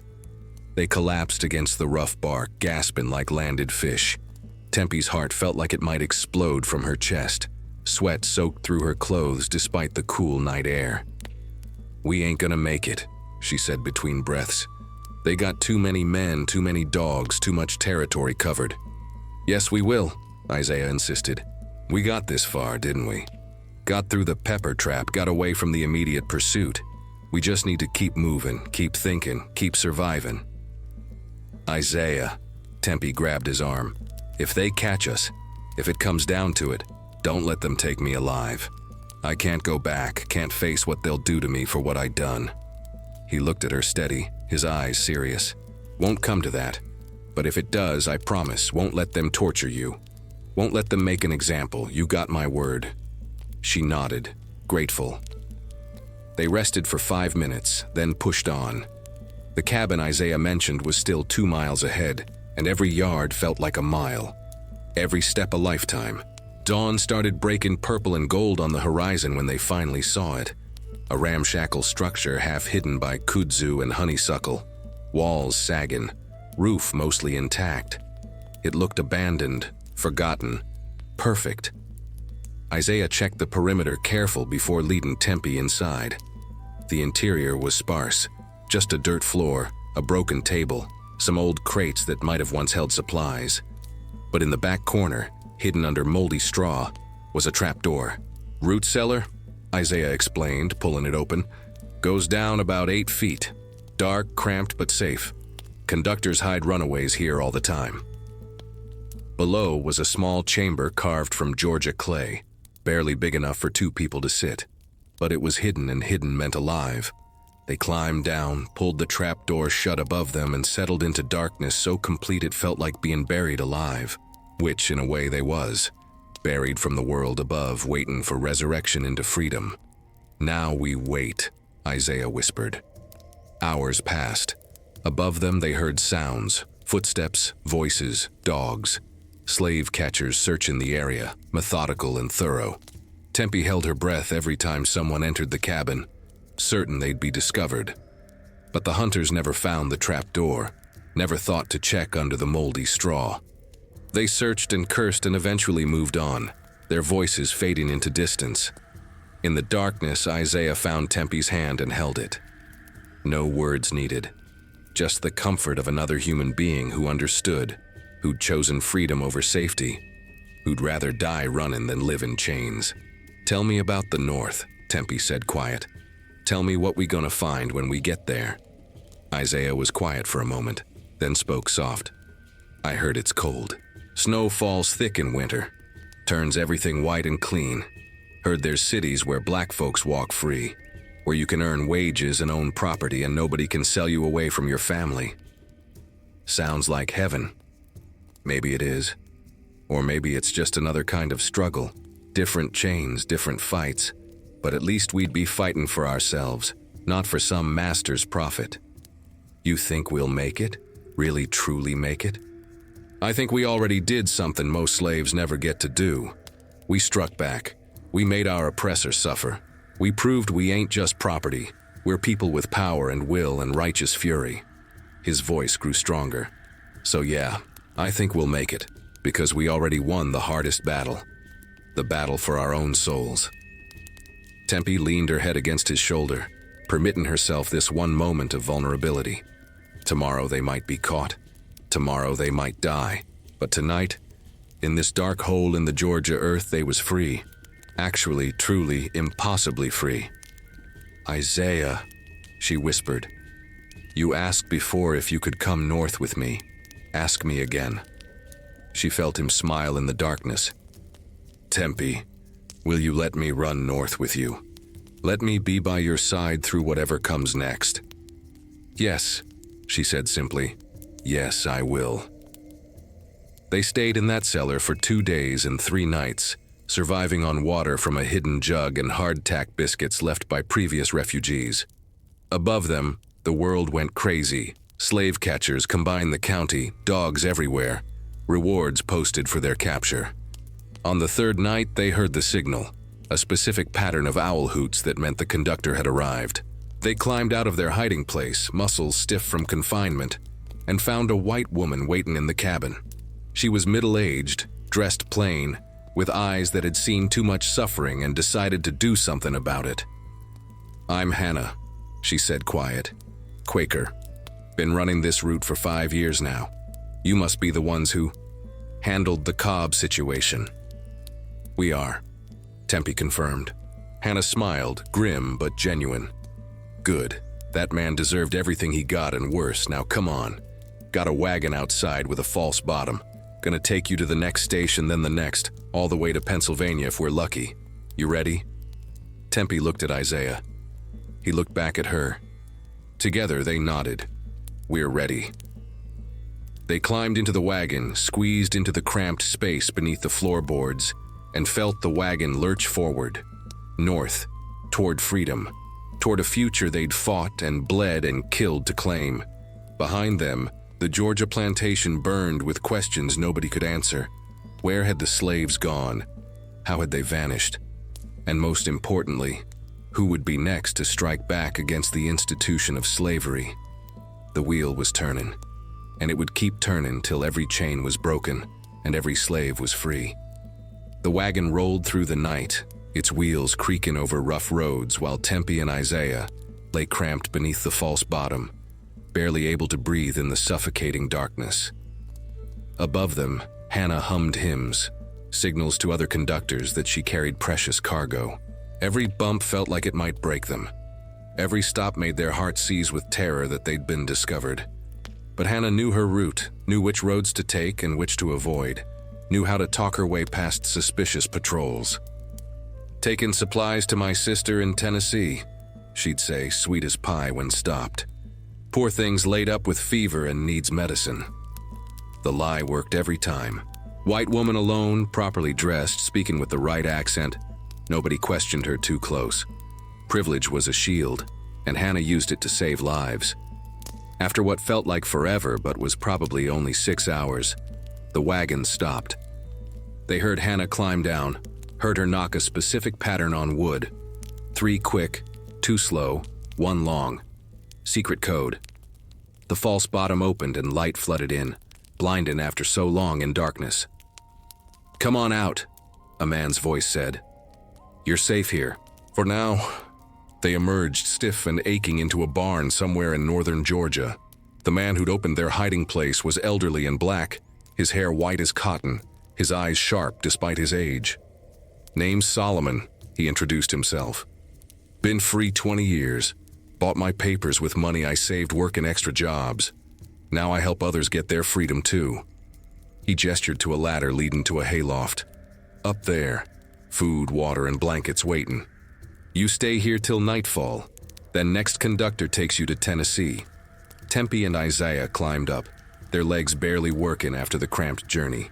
In the loft, they found exactly what Solomon promised: corn dodgers and salt pork, a jug of water, and rough wool blankets. They ate like they was starving, which they was.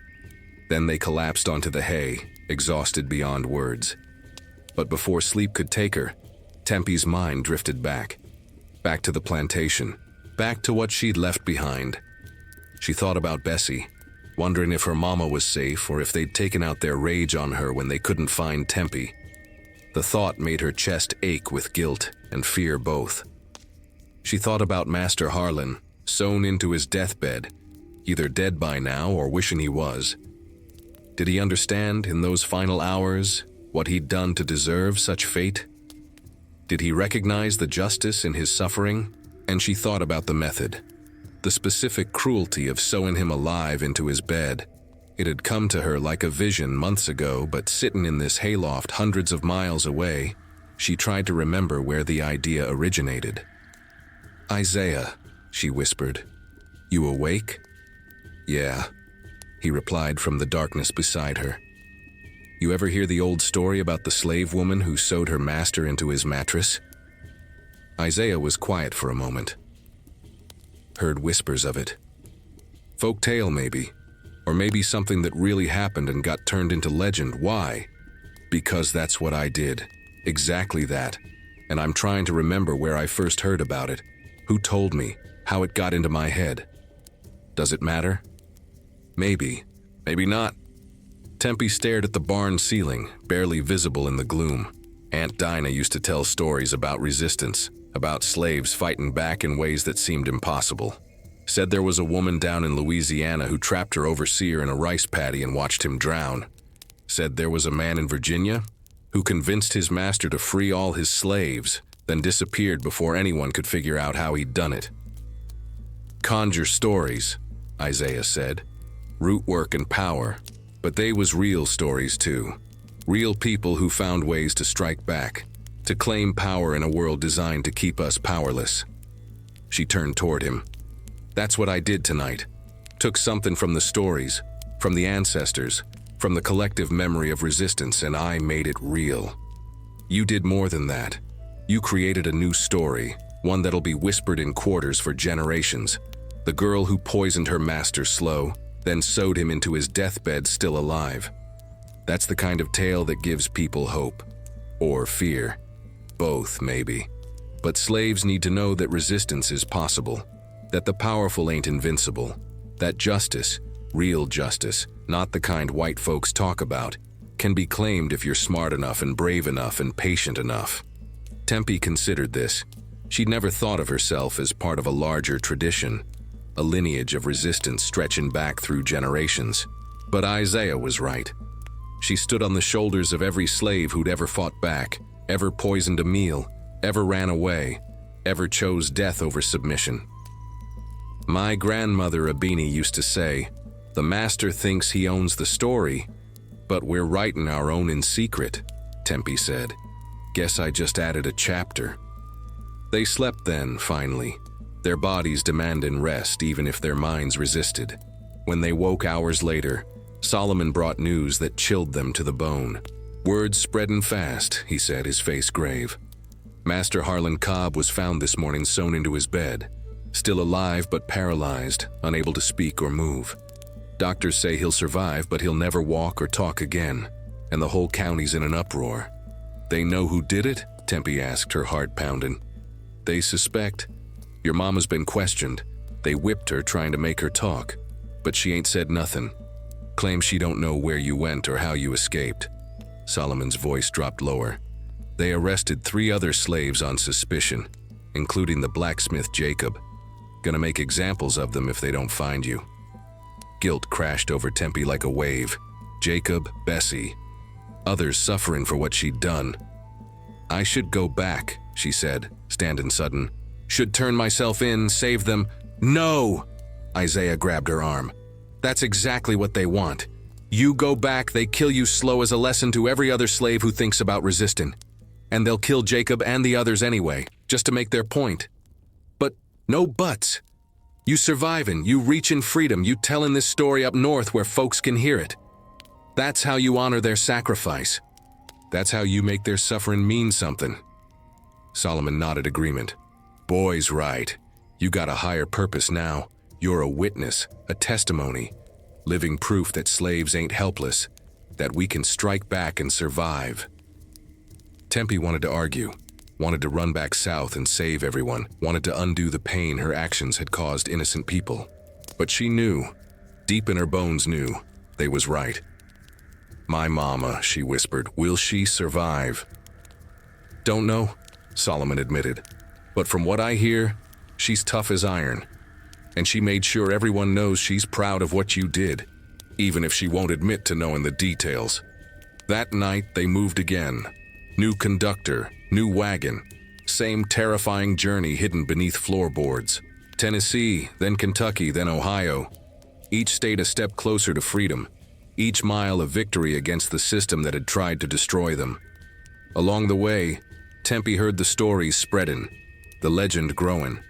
The tale of a young slave woman who'd poisoned her master and sewn him into his deathbed, then vanished like smoke, protected by conjure and courage both.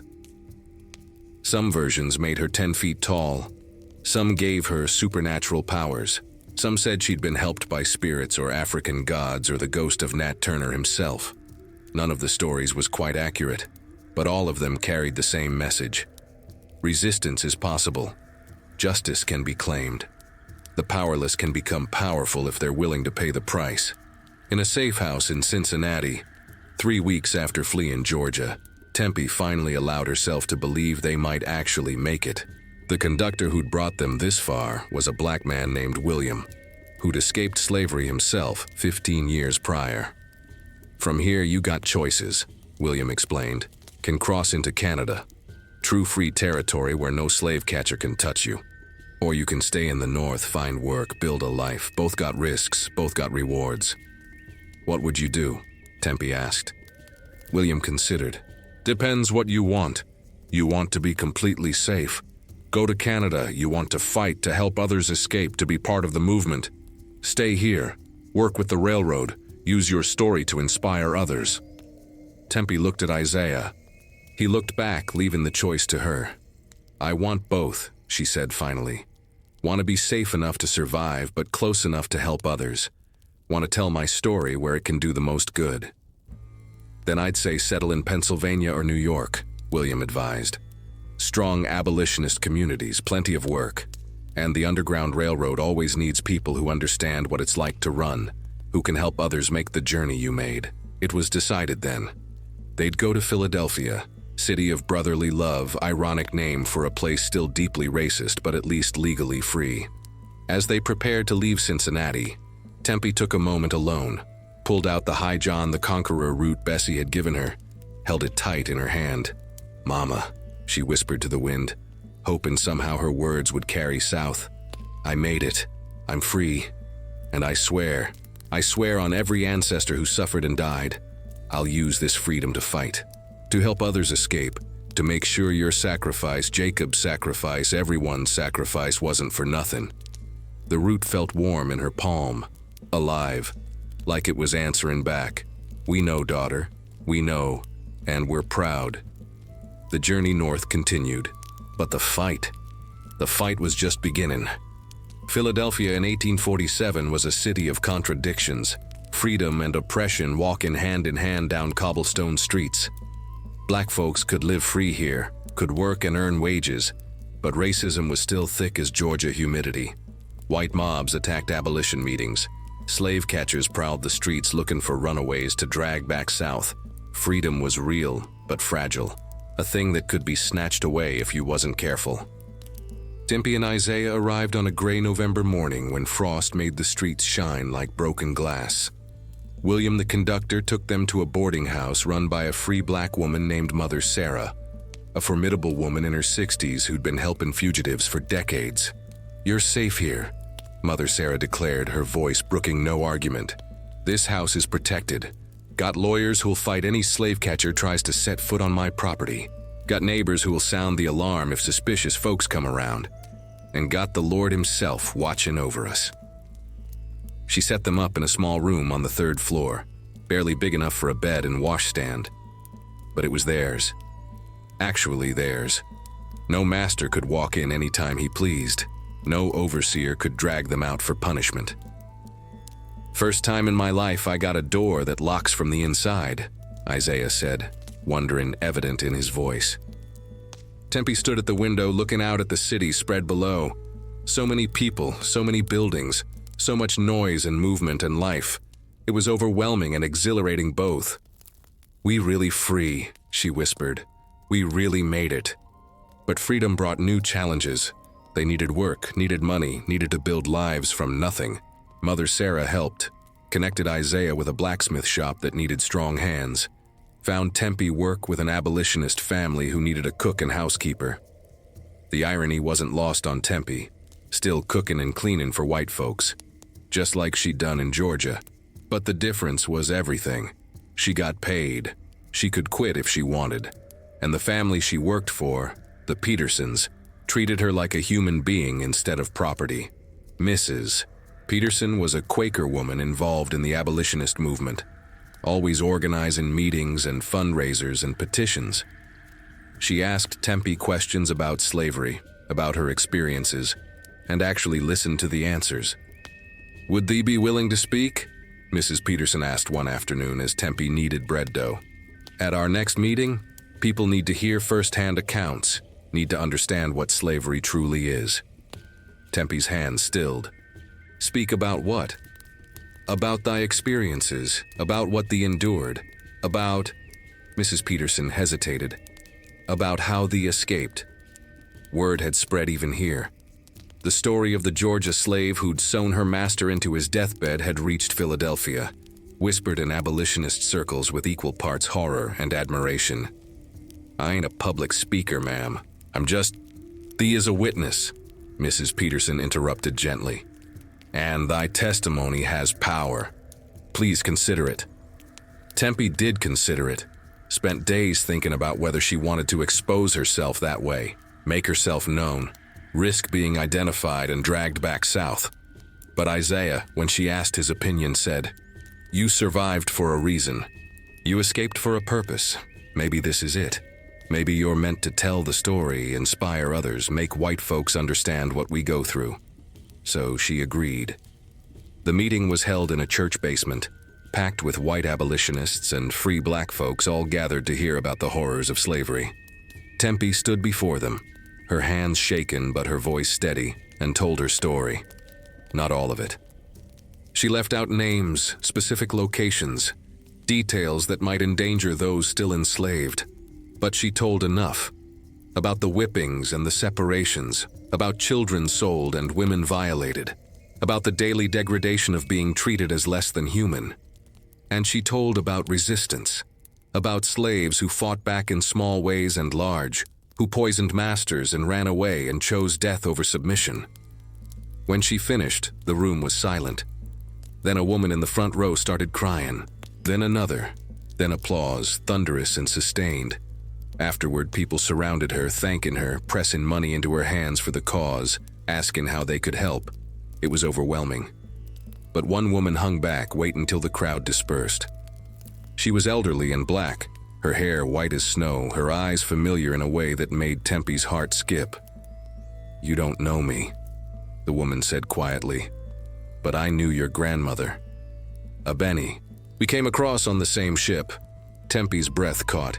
"You knew. How is that possible?" "I've been free 30 years, bought my papers and came north. But I never forgot the Middle Passage, never forgot the women who survived it with me." The old woman touched Tempie's face gentle. "You got her eyes, her spirit. She'd be so proud of what you done." They talked for hours after everyone else left. The woman, whose name was Yetunde, filled in gaps in Tempie's family history, told stories about Abeni's strength and courage, described the horrors of the crossing in ways that made slavery's brutality even more real. "Your people been resisting for generations," Yetunde said. "Your great-great-grandmother Ya killed her overseer and died laughing. Your grandmother Abeni kept our languages and traditions alive when others forgot. Your mama Bessie survived the impossible and passed that survival to you. You part of a lineage of warriors, child. Never forget that."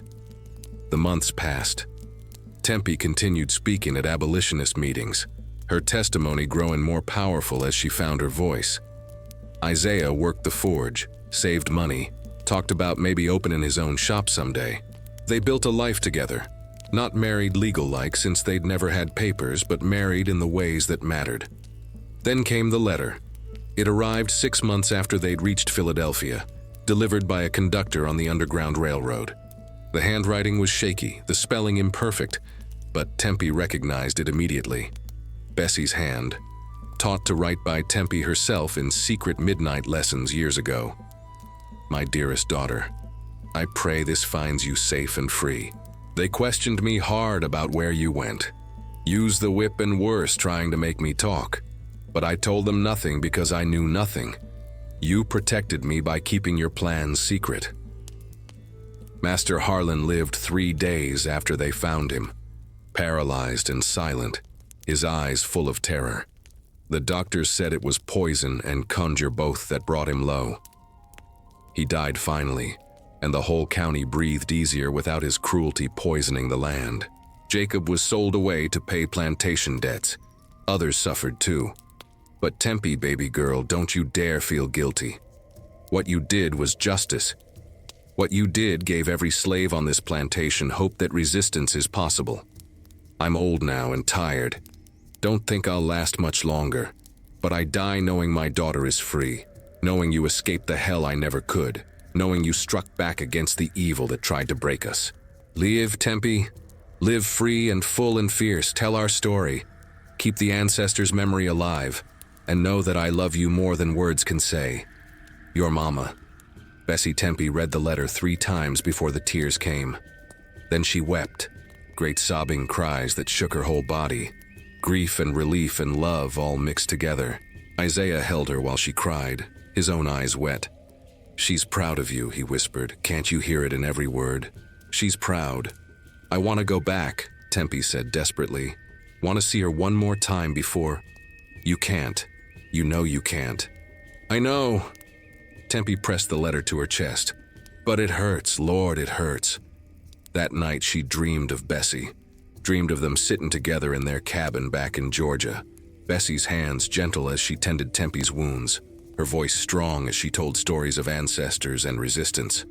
In the dream, Bessie smiled and said, "I'm free now too, baby.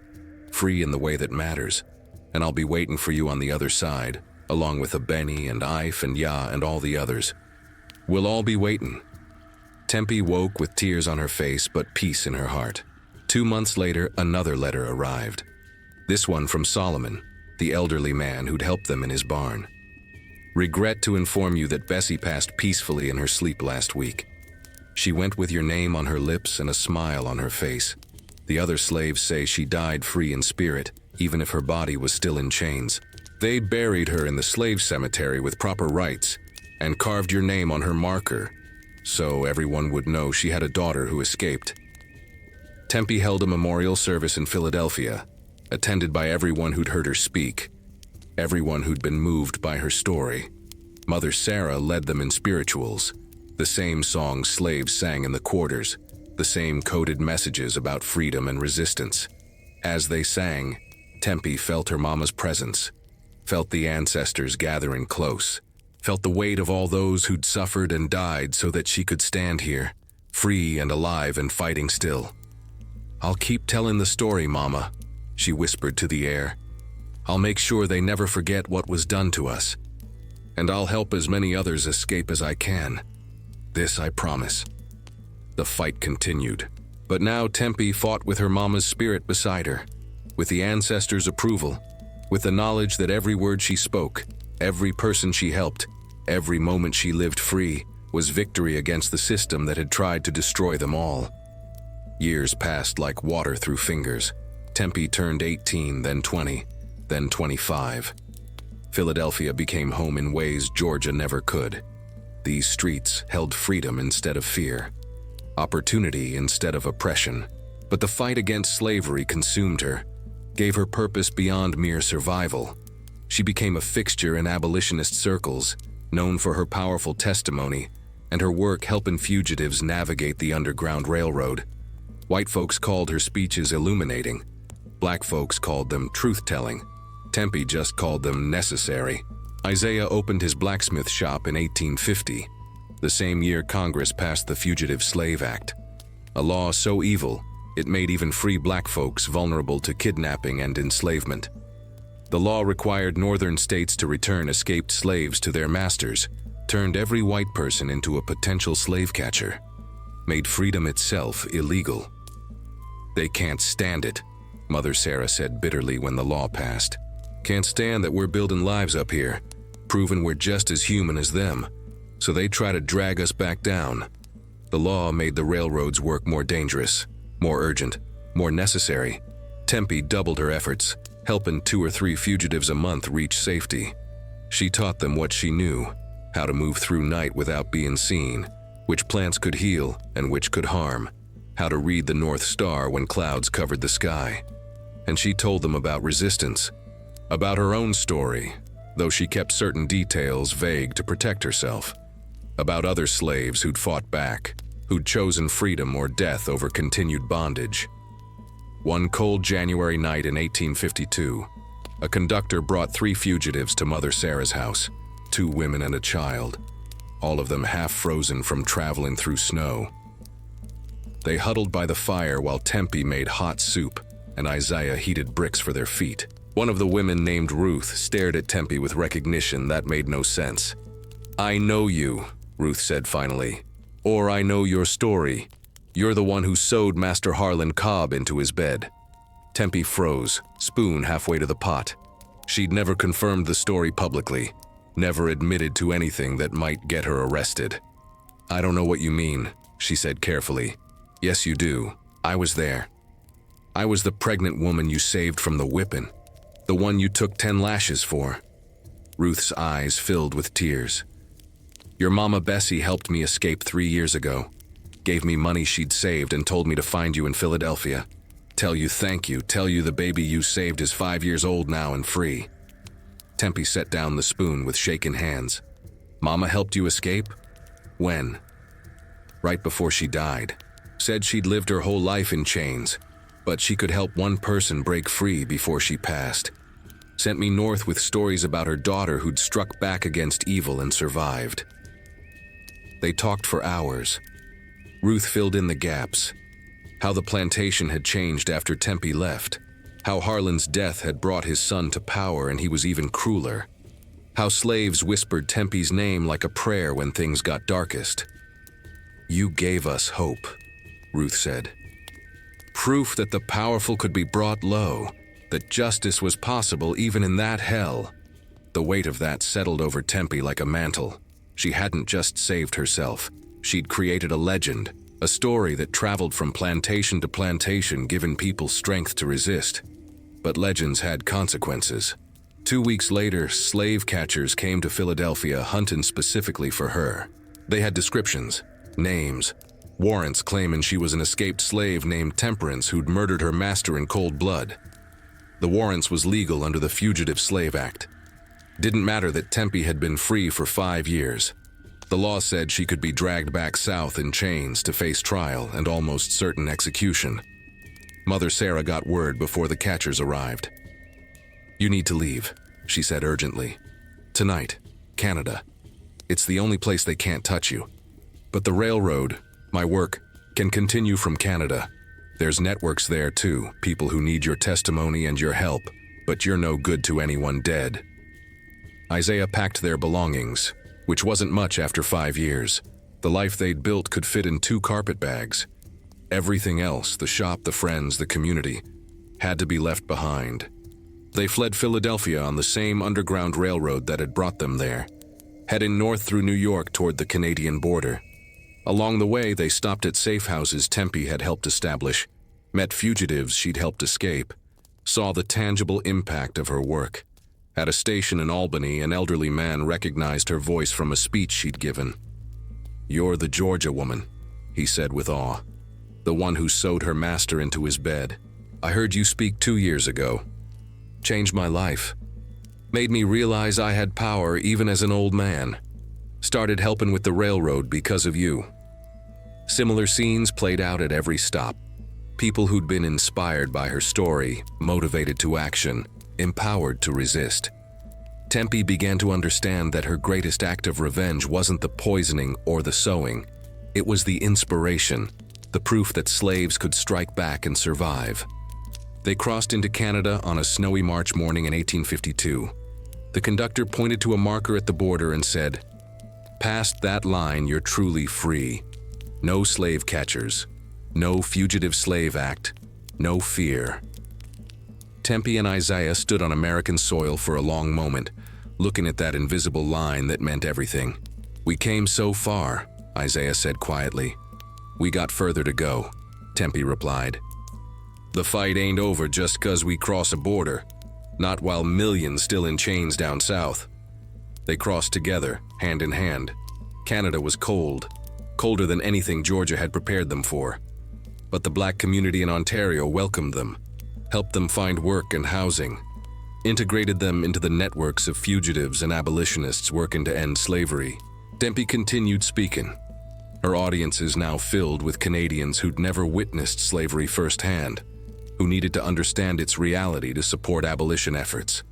She became bolder in her testimony, more explicit about her own acts of resistance. "I poisoned my master," she'd tell audiences, her voice ringing clear. "Fed him hemlock drop by drop till he was weak as a baby. Then I sewed him alive into his bed and left him to die in terror. And I'd do it again." Gasps from the audience. Some approved, some was horrified. But everyone listened. "You think that makes me evil?" she'd continue. "Think about what he did. Think about the children he sold, the women he violated, the men he worked to death. Think about forcing a daughter to spit on her own mama for his entertainment. Then tell me who the real monster was." The speeches made her famous or infamous depending on who you asked. Southern newspapers called her a murderess and terrorist. Northern abolitionists called her a hero and freedom fighter. Tempie didn't care about labels. She cared about results. And the results was tangible. Her testimony motivated people to donate to abolitionist causes, to shelter fugitives, to petition governments, to take action against slavery's evil. In 1854, she received a letter from Frederick Douglass himself, inviting her to speak at a major abolitionist conference. She stood on that stage beside him, beside other escaped slaves who'd become powerful voices for freedom, and told her story to thousands. "Slavery ain't just chains and whips," she declared. "It's psychological torture designed to break your spirit. But I'm here to tell you, the spirit can't be broken if you refuse to let it. I survived, I resisted, and I'm still here, still fighting, still proving that slaves are human beings with power and will, and the capacity for righteous vengeance." The audience rose to their feet, applause thundering like Judgment Day. After the speech, an elderly white woman approached her. She had kind eyes and worn hands, and she introduced herself as a Quaker from Pennsylvania. "I wanted thee to know," the woman said, "that thy story has done more to turn hearts against slavery than any sermon or pamphlet could. People can ignore statistics, they can dismiss philosophy, but they cannot ignore the testimony of someone who lived it, who fought back, who survived. Thank you, ma'am. No, child, thank thee for thy courage. Thank thee for thy truth. And thank thee for showing the world that slaves are not helpless victims but warriors fighting for their God-given rights." That night, alone in the boarding house room she shared with Isaiah, Tempie thought about the path her life had taken. From slave quarters in Georgia to freedom in Canada. From terrified girl to powerful speaker. From victim to victor. She thought about Bessie, about the ancestors, about everyone who'd suffered and died in chains. And she made a promise to them all.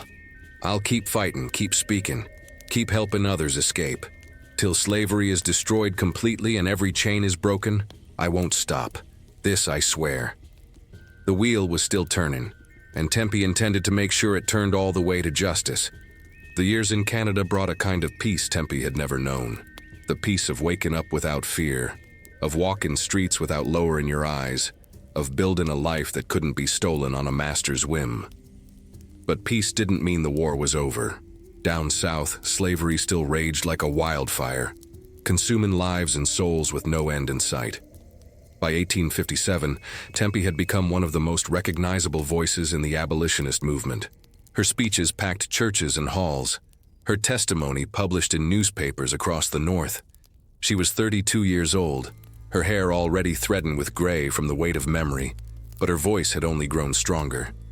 Isaiah worked alongside her, helping coordinate safe houses and escape routes, using his blacksmith skills to forge freedom papers for fugitives.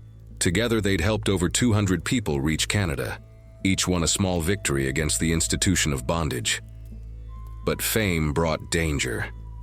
Southern slaveholders put a price on her head, $5,000 for her capture and return. They wanted her tried for murder, wanted her hanged as an example to other slaves who might think about resisting. Bounty hunters prowled the border, searching for ways to snatch her back into slavery's grip. One autumn evening, as Tempie walked home from a speaking engagement in Toronto, she felt eyes watching her. Not the normal curiosity of folks recognizing a public figure. This was different, predatory, dangerous. She quickened her pace, taking side streets she knew well, her hand moving to the knife she still carried hidden in her dress. The footsteps behind her matched her speed, getting closer. She turned a corner into an alley, calculated risk, and pressed herself against the wall, knife ready. Two men rounded the corner and she lunged, blade flashing. The first man went down with a gash across his arm, yelling in pain. The second jumped back, pulling a pistol. "Easy now," he said, southern accent thick as molasses. "We just want to talk, Temperance." Her slave name. Nobody called her that anymore except people who wanted to drag her back to Georgia. "I got nothing to say to slave catchers," she spat. "We ain't slave catchers, not exactly." The man, tall, weathered, eyes hard as flint, gestured for his companion to retreat. "We're bounty hunters, yeah, but we ain't stupid enough to try kidnapping you from Canada. That'd start an international incident. Then what you want? Information. There's people down south paying good money for details about the railroad. Routes, safe houses, conductors. You give us that, we forget we ever saw you." Tempie laughed, bitter and sharp. "You think I'd betray my people for what? Money? Safety? I already chose death over submission once. I'll do it again." "Figured you'd say that." The man holstered his pistol. "But think on it. You keep speaking out, keep helping fugitives. Sooner or later we'll find a way to get you. Maybe can't do it here, but you cross that border even once for any reason, and you're ours. Then I guess I ain't crossing no borders." The men left, but the encounter shook Tempie. She'd known intellectually that she was hunted, but confronting it face to face made it real. Made her understand just how precarious freedom could be. She told Isaiah about it that night, and he held her close while rage and fear warred in his chest. "We need to be more careful," he said. "Maybe you should stop the public speaking, keep a lower profile." "No." Tempie's voice was firm. "That's exactly what they want. Want me scared into silence. But my voice is the most powerful weapon I got. I ain't giving it up. Even if it gets you killed? Especially then. You think Frederick Douglass stops speaking because he's threatened? Think Harriet Tubman stops conducting because bounty hunters chase her? No. They keep fighting because the fight matters more than their individual safety." Isaiah knew better than to argue when she got that tone. "Then we increase security. Mother Sarah got contacts, former soldiers, free black men who know how to fight. We hire protection." They did exactly that. 2 men, Solomon Jr. and James, both veterans of conflicts up north, became Tempie's constant companions when she traveled. They was good men, skilled fighters, and completely committed to the cause. But even with protection, danger stalked close. In 1858, she received word that bounty hunters had kidnapped a conductor in Buffalo, a man who'd helped Tempie escape years before. They'd dragged him south in chains, claimed he was an escaped slave himself despite his freedom papers, and sold him into slavery in Alabama. The news hit Tempie like a physical blow. "They're getting bolder," she said to a gathering of abolitionists. "The Fugitive Slave Act emboldens them. They don't care about laws or borders or human decency. They just want to terrorize us back into submission. Then we fight back harder," said William Still, the legendary conductor who'd helped hundreds escape. "We document everything, publish names of slave catchers, make it impossible for them to operate in secret." Tempie threw herself into the work with renewed fury. She started keeping detailed records of every fugitive she helped, every conductor she worked with, every safe house on the network. She wrote it all down in coded language, knowing that someday, when slavery finally fell, this testimony would matter. She also began training fugitives in self-defense, teaching them what she knew about plants and poisons and how to fight if cornered. "Don't go peaceful," she'd tell them. "If they try to take you, make them bleed for it, make them pay." Some abolitionists thought she was too radical, too violent, too unforgiving. But the fugitives understood. They'd lived through slavery's horrors. They knew that sometimes mercy was a luxury you couldn't afford. One winter evening in 1859, Tempie stood before a packed church in Hamilton, Ontario, telling her story for what felt like the 1,000th time. But repetition didn't diminish its power. If anything, she'd honed it to a blade's edge, knowing exactly which words would cut deepest. "They tell us to forgive," she said, her voice ringing through the hall. "Tell us to turn the other cheek, to wait for God's justice, but I ask you, how long should people wait? How much suffering is enough before we're allowed to strike back?" She paused, letting the question hang. "I waited 16 years. 16 years of whippings and humiliations and watching my people suffer. And when I finally acted, when I poisoned the man who tormented us and sewed him into his deathbed, I didn't do it out of hate. I did it out of love. Love for my mama, for my friends, for every child sold and every woman violated. Justice and vengeance ain't opposites. Sometimes they're the exact same thing." The audience erupted in applause, but Tempie barely heard it. Her eyes had caught movement at the back of the hall. A man slipping out the door, his face familiar in a way that made her blood run cold. After the speech, she pulled Solomon Jr. aside. "That man who left during my talk, brown coat, scarred face. I've seen him before. At least 3 different events in different cities." Solomon's face went grim. "You think he's following you?" "I know he is. Question is why, and who sent him." They tracked the man to a boarding house, watched him meet with 2 other men whose bearing screamed bounty hunter. Solomon reported back what he'd overheard. They was planning to lure Tempie across the border with false information about fugitives needing help. then grab her on American soil where Canadian law couldn't protect her. We set a trap of our own, James suggested. Let them think their plan's working, then turn it back on them. It was risky, dangerous, exactly the kind of bold move that could get them all killed. Tempie smiled. Let's do it. They spread word through careful channels that Tempie would be crossing into Buffalo to help a group of fugitives in immediate danger. Made it seem urgent, time-sensitive, impossible to ignore. The bounty hunters took the bait. But when they set up their ambush near the border crossing, they found themselves surrounded instead. Solomon Jr., James, and 15 other armed free black men had been waiting, ready to defend Tempie and send a message. Touch our people, and we'll make you regret it. The confrontation was tense, weapons drawn, threats exchanged, violence hovering just a heartbeat away. But the bounty hunters, outnumbered and outmaneuvered, backed down. You won this round, the scarred man spat, but we ain't giving up. That bounty's still on your head. We'll get you eventually. Then you'll die trying, Tempie replied calmly, because I ain't never going back, and anyone who tries to take me will discover just how much I learned from the ancestors about dealing with enemies. The bounty hunters retreated, but the threat remained. Tempie knew they'd try again, knew she'd spend the rest of her life looking over her shoulder. But she also knew something they didn't. She'd already won. Every day she lived free was victory. Every fugitive she helped was justice.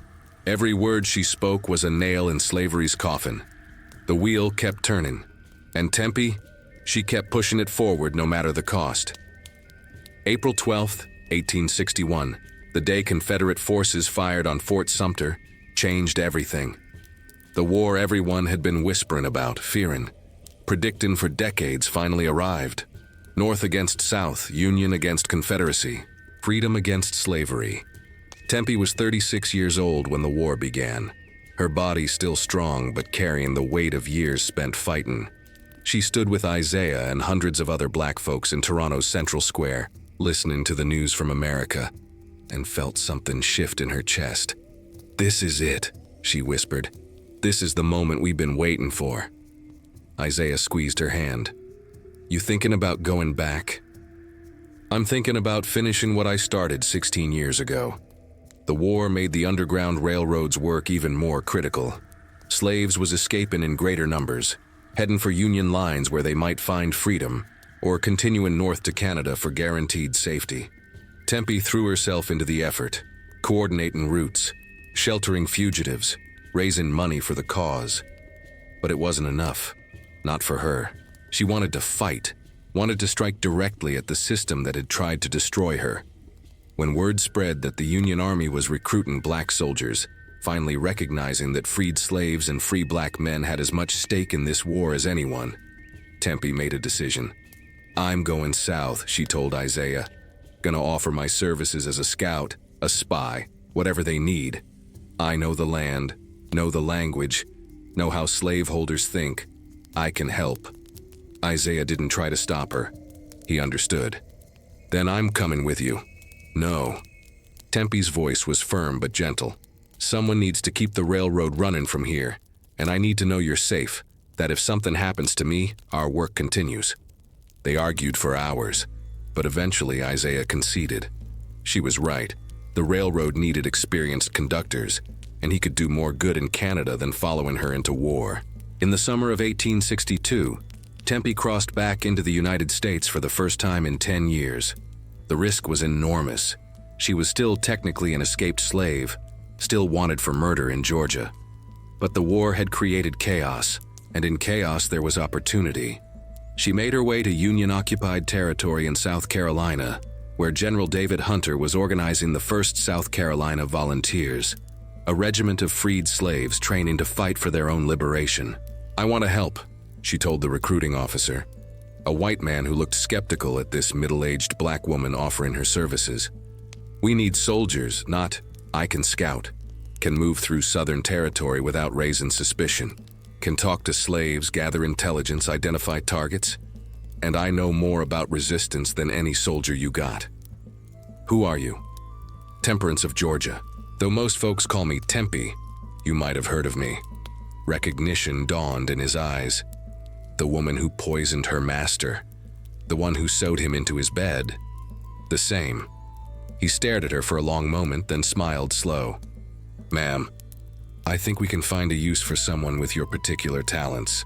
They put her to work immediately. She moved through the Sea Islands talking to newly freed slaves, gathering information about Confederate troop movements, identifying plantations that could be raided, and masters who deserved particular attention. She also taught freed slaves about root work and conjure, about how to use the land itself as a weapon, about the power of resistance in all its forms. She became known among the freedmen as the Avenging Angel, a woman who understood both spiritual and practical warfare. One moonless night in September 1862, Tempie led a raid on a plantation just 20 miles from where she'd been born. The master there, a man named Whitfield, was notorious for his cruelty, his refusal to acknowledge that the war was lost, his determination to hold his slaves through force and terror. Tempie and 15 black soldiers approached in darkness, moving silent as death itself. They freed the slaves first, 40 souls who ran toward Union lines with joy and terror both. Then they turned their attention to Master Whitfield. They found him in his study, drunk on whiskey and denial, still believing the Confederacy would triumph. Tempie walked into that room, and the look on Whitfield's face when he recognized what she was, not just a black woman, but an armed, dangerous, absolutely unforgiving force, was worth every risk she'd taken. "You can't be here," he sputtered. "This is my property, my home. You got no right?" "No right." Tempie's voice was cold as winter dawn. "You got no right to hold human beings in bondage, no right to whip and sell and violate. But you did it anyway. And now?" She smiled without warmth. "Now you pay." They didn't kill him, just arrested him, confiscated his property, freed every slave he'd claimed to own. But the look in his eyes as they led him away in chains, that was almost better than death. That was humiliation, that was powerlessness. That was a master learning what it felt like to be property. As the plantation burned behind them, accidental fire, officially, though everyone knew better, Tempie stood watching the flames climb toward heaven and felt the ancestors' approval. "For you, Mama," she whispered. "For Bessie, for Abini, for Ife, for Yah, for everyone who suffered and died. This is for you." The war raged on. Tempie continued her work, scouting, spying, teaching, fighting in ways both subtle and direct. She saw battles and burials, victories and defeats, the slow, terrible grind of a nation tearing itself apart over the question of whether black folks was human. On January 1st, 1863, when news arrived that Lincoln had signed the Emancipation Proclamation, Tempie wept. Not because the proclamation freed all slaves, it didn't, not really, not yet, but because it represented recognition, acknowledgement that slavery was evil, that it needed to end, that black freedom was worth fighting for. "We're winning," she told a gathering of freed slaves that night. Slowly, painfully, at terrible cost. But we're winning. Every plantation burned, every slave freed, every master brought low is proof that justice is possible. But victory came with a price.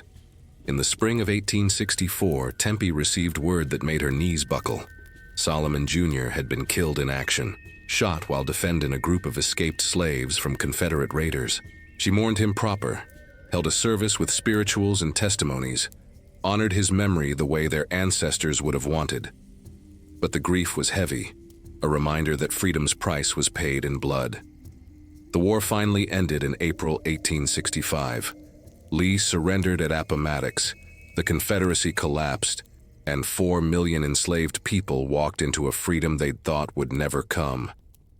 Tempie was there when the news reached the Sea Islands. She stood among hundreds of freed slaves, men and women and children who'd lived their whole lives in bondage, and watched them realize what had happened. At first, silence, disbelief, the kind of shock that comes when the impossible becomes real. Then joy, explosive, uncontainable, world-shaking joy. People dancing and crying and praising God and the ancestors both. Old folks who thought they'd die in chains. Young folks who could now imagine futures beyond slavery. children who would never know the whip or the auction block. An elderly woman, 90 years old if she was a day, grabbed Tempie's hands and said, "I lived to see it. Lord have mercy, I lived to see freedom come." "Yes, ma'am," Tempie replied, tears streaming down her face. "We all did. We all did." But even in victory, Tempie understood that the fight wasn't over. Slavery might be dead, but racism was alive and well. The struggle would continue in different forms: sharecropping, Jim Crow, lynchings, 1,000 other ways white supremacy would try to maintain control. Still, this moment mattered. This victory mattered. Tempie returned to Canada briefly, reunited with Isaiah, told him everything. They held each other and cried and celebrated and mourned all at once, for those who'd survived, for those who hadn't, for the long, bloody road they'd walked to reach this moment. "What now?" Isaiah asked. "War's over. Slavery's done. What do we do?" Tempie thought about it, about all the years of fighting, all the lives lost and saved, all the stories that needed telling. "We go back," she said. "Go back to the South and help with Reconstruction. Help freed slaves learn to read and write. Help them claim land and rights. Help them build the lives they was denied for so long. Even Georgia? Even where you came from? Especially Georgia. That's where it started for me. That's where it needs to end." They returned to Georgia in 1866, found it devastated by war but alive with possibility. Tempie opened a school for freed slaves, taught them everything she knew: reading, writing, history, root work, resistance. And she told stories, told her own story over and over, made sure the next generation understood where they'd come from, what they'd survived, what their ancestors had endured and overcome. She lived to be 73 years old, died in 1902 surrounded by students and friends and the family she'd built from nothing. Her last words was, tell them all. Don't let them forget what we survived." The fire she'd lit, the fire that didn't go out, burned on in every person she'd taught, every fugitive she'd helped, every word she'd spoken. Master Harlan thought he'd won when he humiliated her in that yard. But Tempie won by surviving, by resisting, by never letting them break her spirit. She won by living free. And that victory echoes still. The schoolhouse Tempie built in Georgia sat on land that used to be part of the Cobb plantation. Irony so sharp it could cut. After the war, the property had been confiscated, divided, and sold to freed slaves through the Freedmen's Bureau. Tempie bought 5 acres with money she'd saved from speaking engagements and donations. And on that blood-soaked soil, she raised a building dedicated to freedom. It was 1867, and the South was a battlefield of a different kind now. No more cannons and muskets, but the war for black folks' humanity continued through laws and violence and systematic oppression. Still, in this small corner of Georgia, Tempie created sanctuary. The school opened its doors to anyone who wanted to learn. Children mostly, but also adults who'd spent their whole lives forbidden from reading, now hungry for knowledge like starving folks hunger for bread. Tempie taught them letters and numbers, history and geography, but also taught them about their own power. "You ain't slaves no more," she'd tell her students, her voice strong despite her age creeping up on 50. "But freedom ain't just about broken chains. It's about what you do with your liberation. It's about claiming your humanity, your rights, your place in this world." She taught them about the ancestors, about Africans who'd survived the Middle Passage, about slaves who'd resisted in 1,000 different ways, about the long tradition of struggle they was now part of, and she taught them her own story. Not all of it. Some details was too harsh for young ears, but enough. Enough so they'd understand that resistance was possible, that justice could be claimed, that the powerful could be brought low.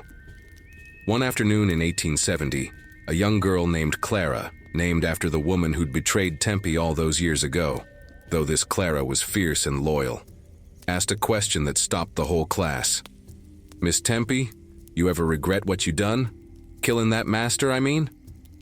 The room went silent, every student leaning forward to hear the answer. Tempie set down her chalk and turned to face them. "Regret?" She considered the word carefully. I regret that it was necessary. Regret that the system was so evil that murder became justice. But do I regret the act itself? No.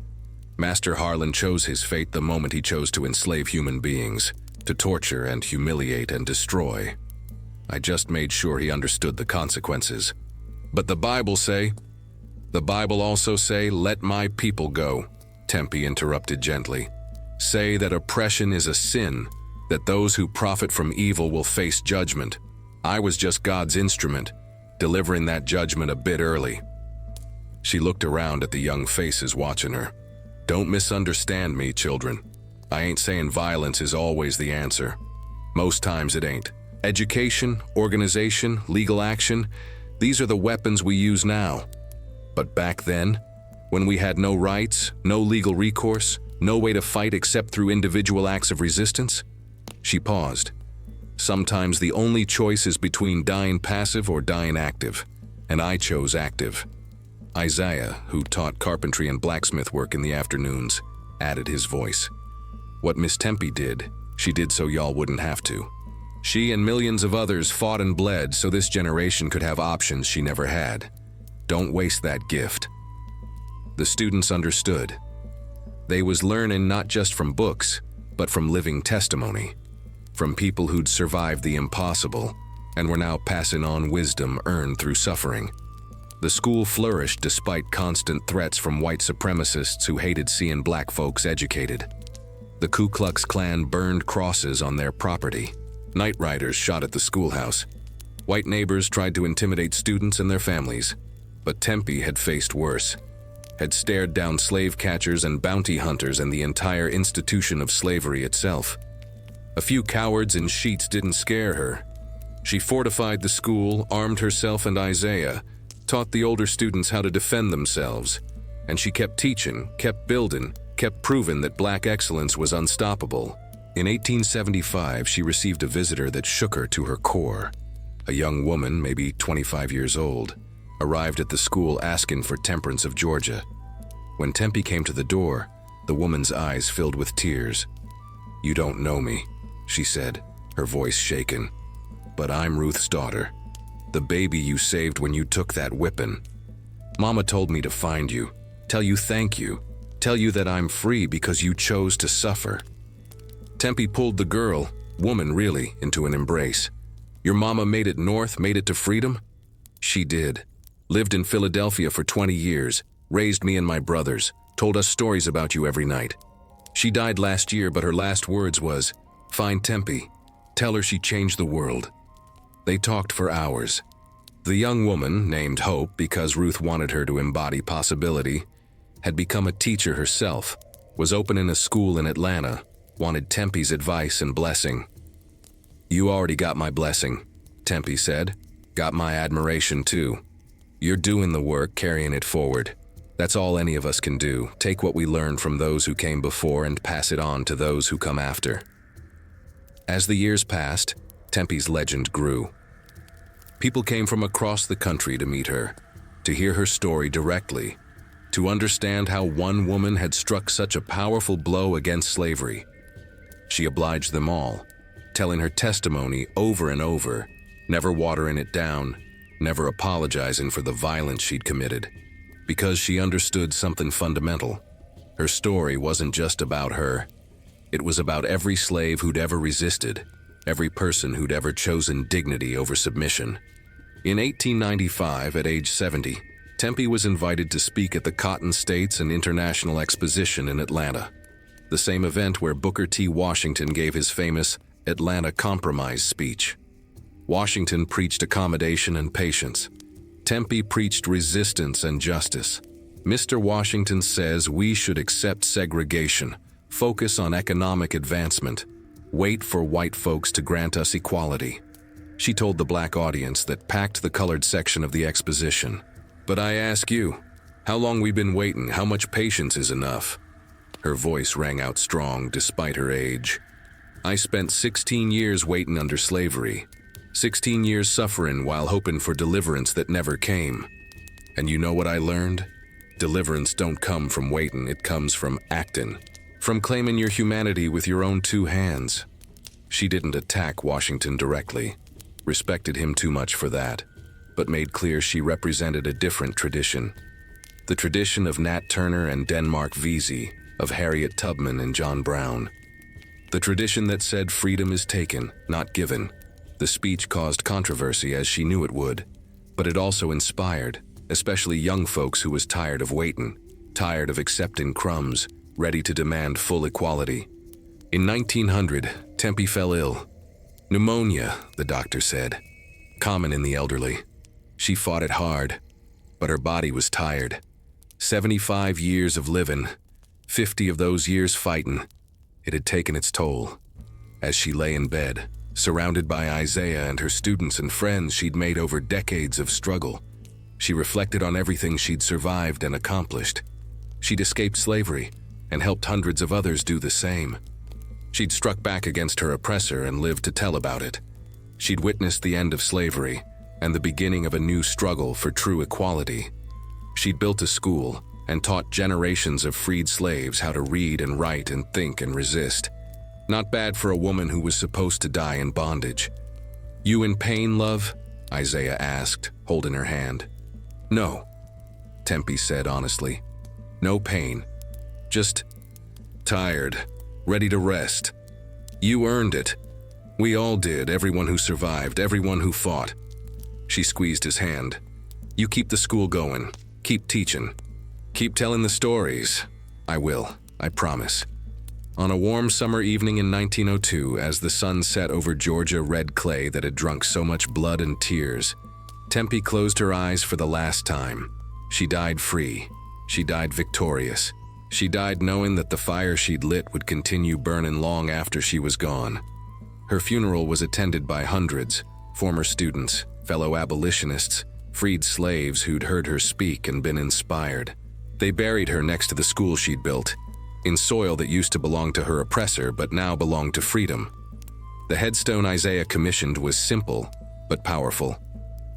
Temperance Tempie of Georgia, 1825 to 1902. She resisted. She survived.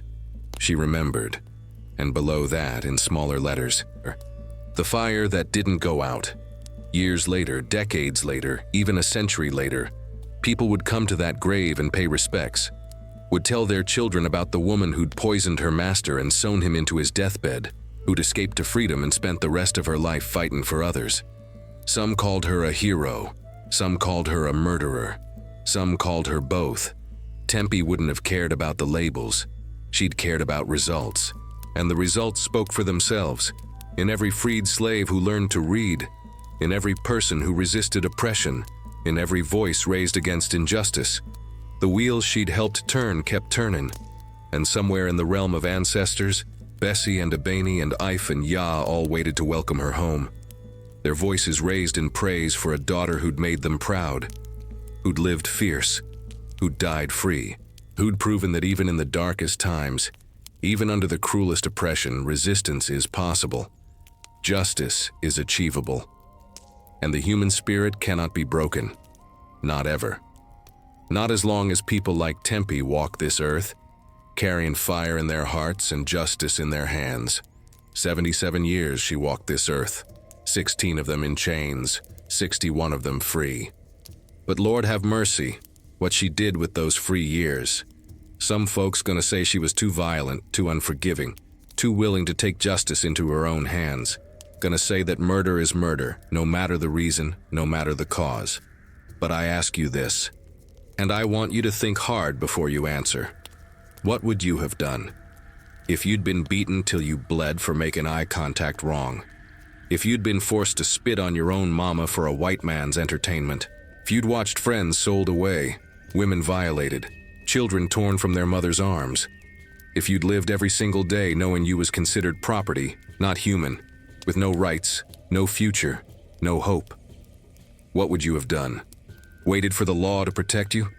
There weren't no law for black folks. Waited for God to deliver you? God helps those who help themselves. Accepted your suffering with Christian meekness? That's what they wanted. Quiet, submissive, broken slaves who never fought back. No, sir, no, ma'am. Tempie chose different. Chose to study her enemy, learn his weaknesses, plan her revenge careful and execute it perfect, chose to turn oppression into power, victimhood into victory. And you know what? She won. Survived when they thought she'd break. Escaped when they thought she was trapped. Built a life when they thought she'd die in chains. And helped hundreds, maybe thousands of others do the same. That's the real story here. Not just the poisoning, though that matters. Not just the sewing, though that was justice, but the survival. The resistance. The absolute refusal to let slavery define her or destroy her. Tempie's story is our story. The story of every black person who survived the Middle Passage, who endured slavery, who fought through Reconstruction and Jim Crow, and all the other systems designed to keep us down. It's the story of resistance in all its forms. From the obvious, running away, fighting back, killing oppressors, to the subtle, learning to read in secret, keeping African traditions alive, passing knowledge to the next generation. Every act of defiance mattered. Every moment of survival was victory. And Tempie, she defied and survived better than most. She lived to see slavery end, lived to teach freed slaves how to read and write, lived to build institutions that lasted beyond her lifetime, lived to inspire generations who came after. The school she founded in Georgia operated until 1954, 52 years after her death, taught thousands of black children, gave them tools to fight new battles in new ways. Her story spread across the country, became legend, became folklore, became the kind of tale that mothers whispered to daughters and fathers told to sons. The tale of a slave woman who poisoned her master and sewed him into his deathbed, then escaped to freedom and spent the rest of her life helping others do the same. Some details changed in the telling. That's how oral tradition works. Some versions made her taller, stronger, more superhuman. Some added elements of conjure and magic that may or may not have been there. But the core truth remained. Tempie resisted. Tempie survived. Tempie made them pay. Now I know some of y'all sitting there thinking, but that was then. Slavery's over. We don't need that kind of violence anymore. And you're right, we don't need the exact same tactics. The struggle has changed forms. We fight with votes and protests and lawsuits now, not poison and needles. But the spirit, the absolute refusal to accept oppression, the determination to claim justice by any means necessary, that's timeless. Every time a black person stands up to injustice, Tempie's spirit is there. Every time someone speaks truth to power, risking everything for what's right, that's Tempie's legacy. Every time we refuse to let them break our spirit, refuse to let them define us, refuse to die quiet, that's the fire she kept burning. Master Harlan Cobb thought he'd won that day in the yard, thought he'd broken mother and daughter both, proved his power over them completely. But he was dead within the year, sewn into his bed, dying in terror while the woman he'd tried to break walked free under stars he'd never see again. Who won that battle? Who won that war? The answer is obvious, so remember Tempie. Remember what she endured and what she overcame. Remember that she was real, not a myth or legend, but a flesh and blood woman who survived the impossible and helped others do the same. Remember that the powerful ain't invincible, that the oppressed can strike back if they're patient enough and brave enough and angry enough. Remember that every act of resistance matters, from the smallest to the largest.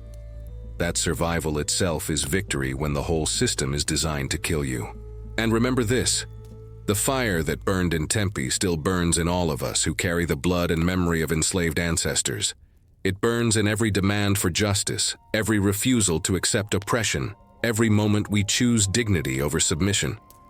The old ones used to say, they can chain the body but never the spirit. Tempie proved it, lived it, died free because of it. Master Harlan Cobb died screaming in 1847, sewn into his bed by a woman he'd thought was powerless.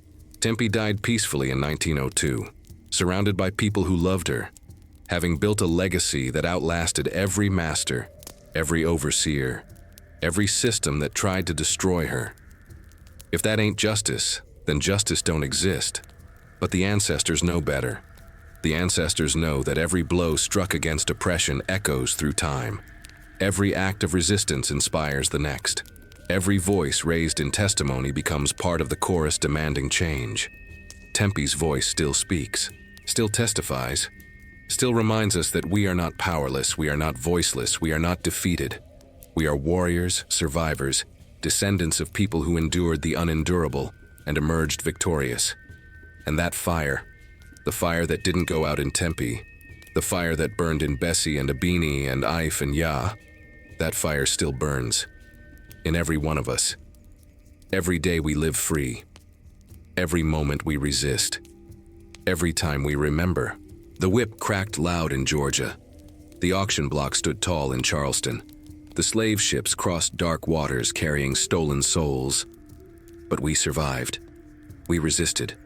We remembered.